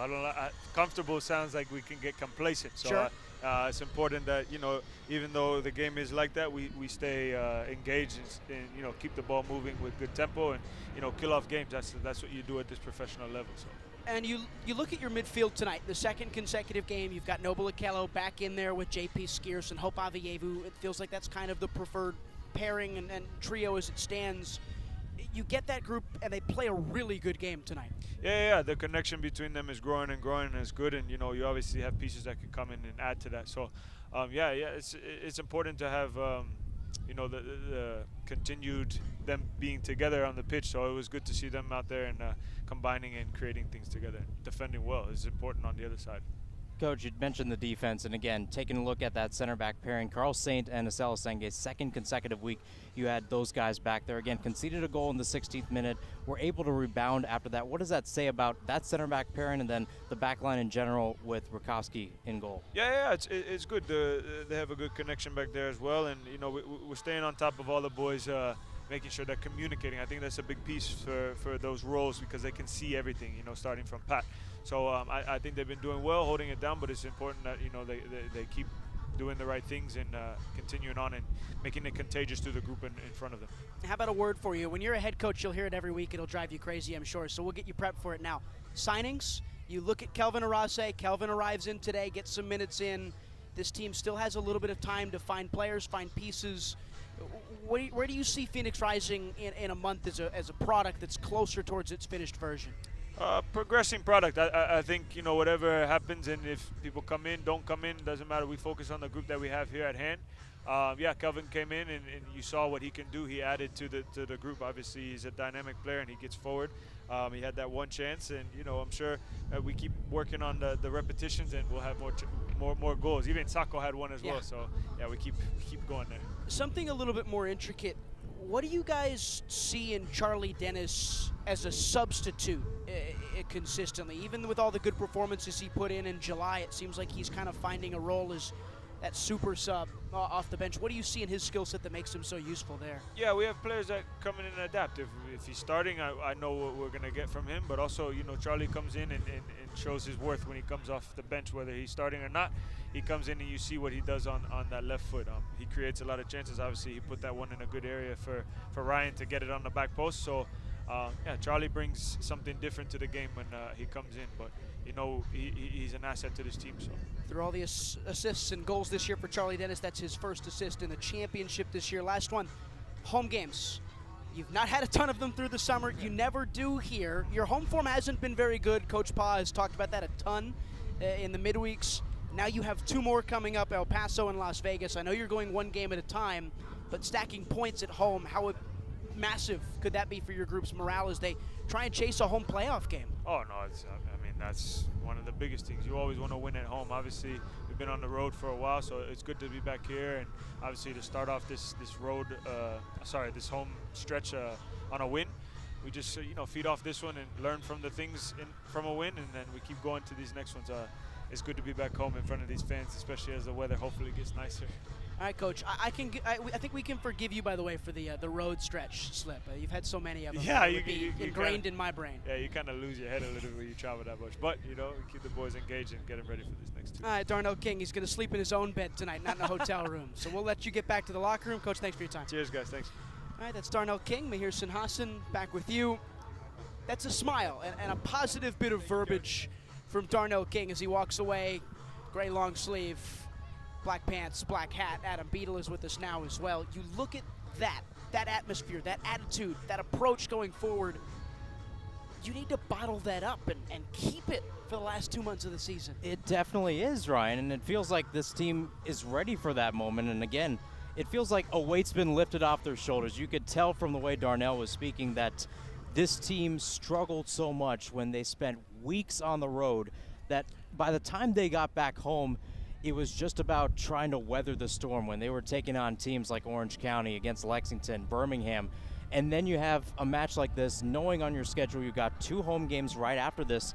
The bottled energy comes from this place, Ryan. Pa has talked about this before on multiple ends, not just this venue, but venues across the USL Championship. And it's very important for a Phoenix Rising side, again, to bottle that energy and just keep it going. And it starts from the stands, and it's feeding down towards all the players and the people on the bench. Adam, we got to hear the happiness in Coach King's voice there.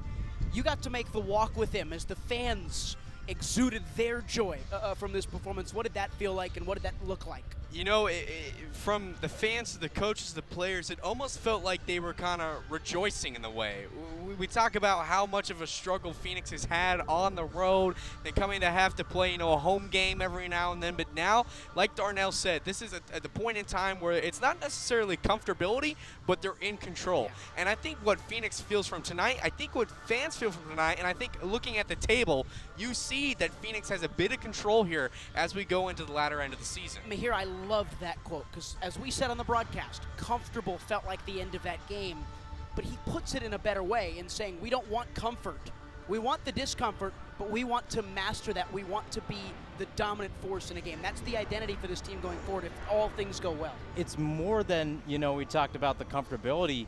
It's autonomy. That's what this team wants in these sort of situations when they're leaning on so many teams in the USL Championship standings, leaning on themselves to try to put out their best product on the pitch when you're dealing with depth and international windows and all these different things throughout a season. If you can just have control, that's what this team needs to succeed. Adam, thank you for your time. Mahir, one last one for you. 2 sentences or less. El Paso at home next Saturday, August 30th. Very, very big game.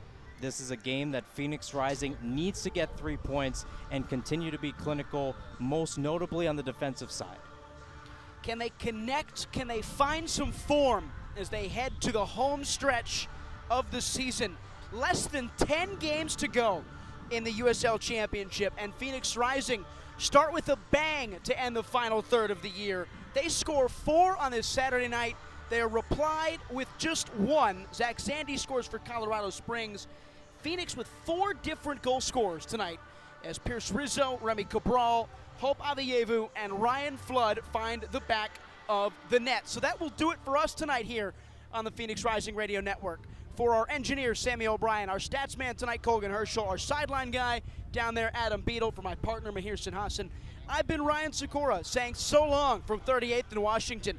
Rising with 3 points as they race towards the postseason. 4-1 your final score.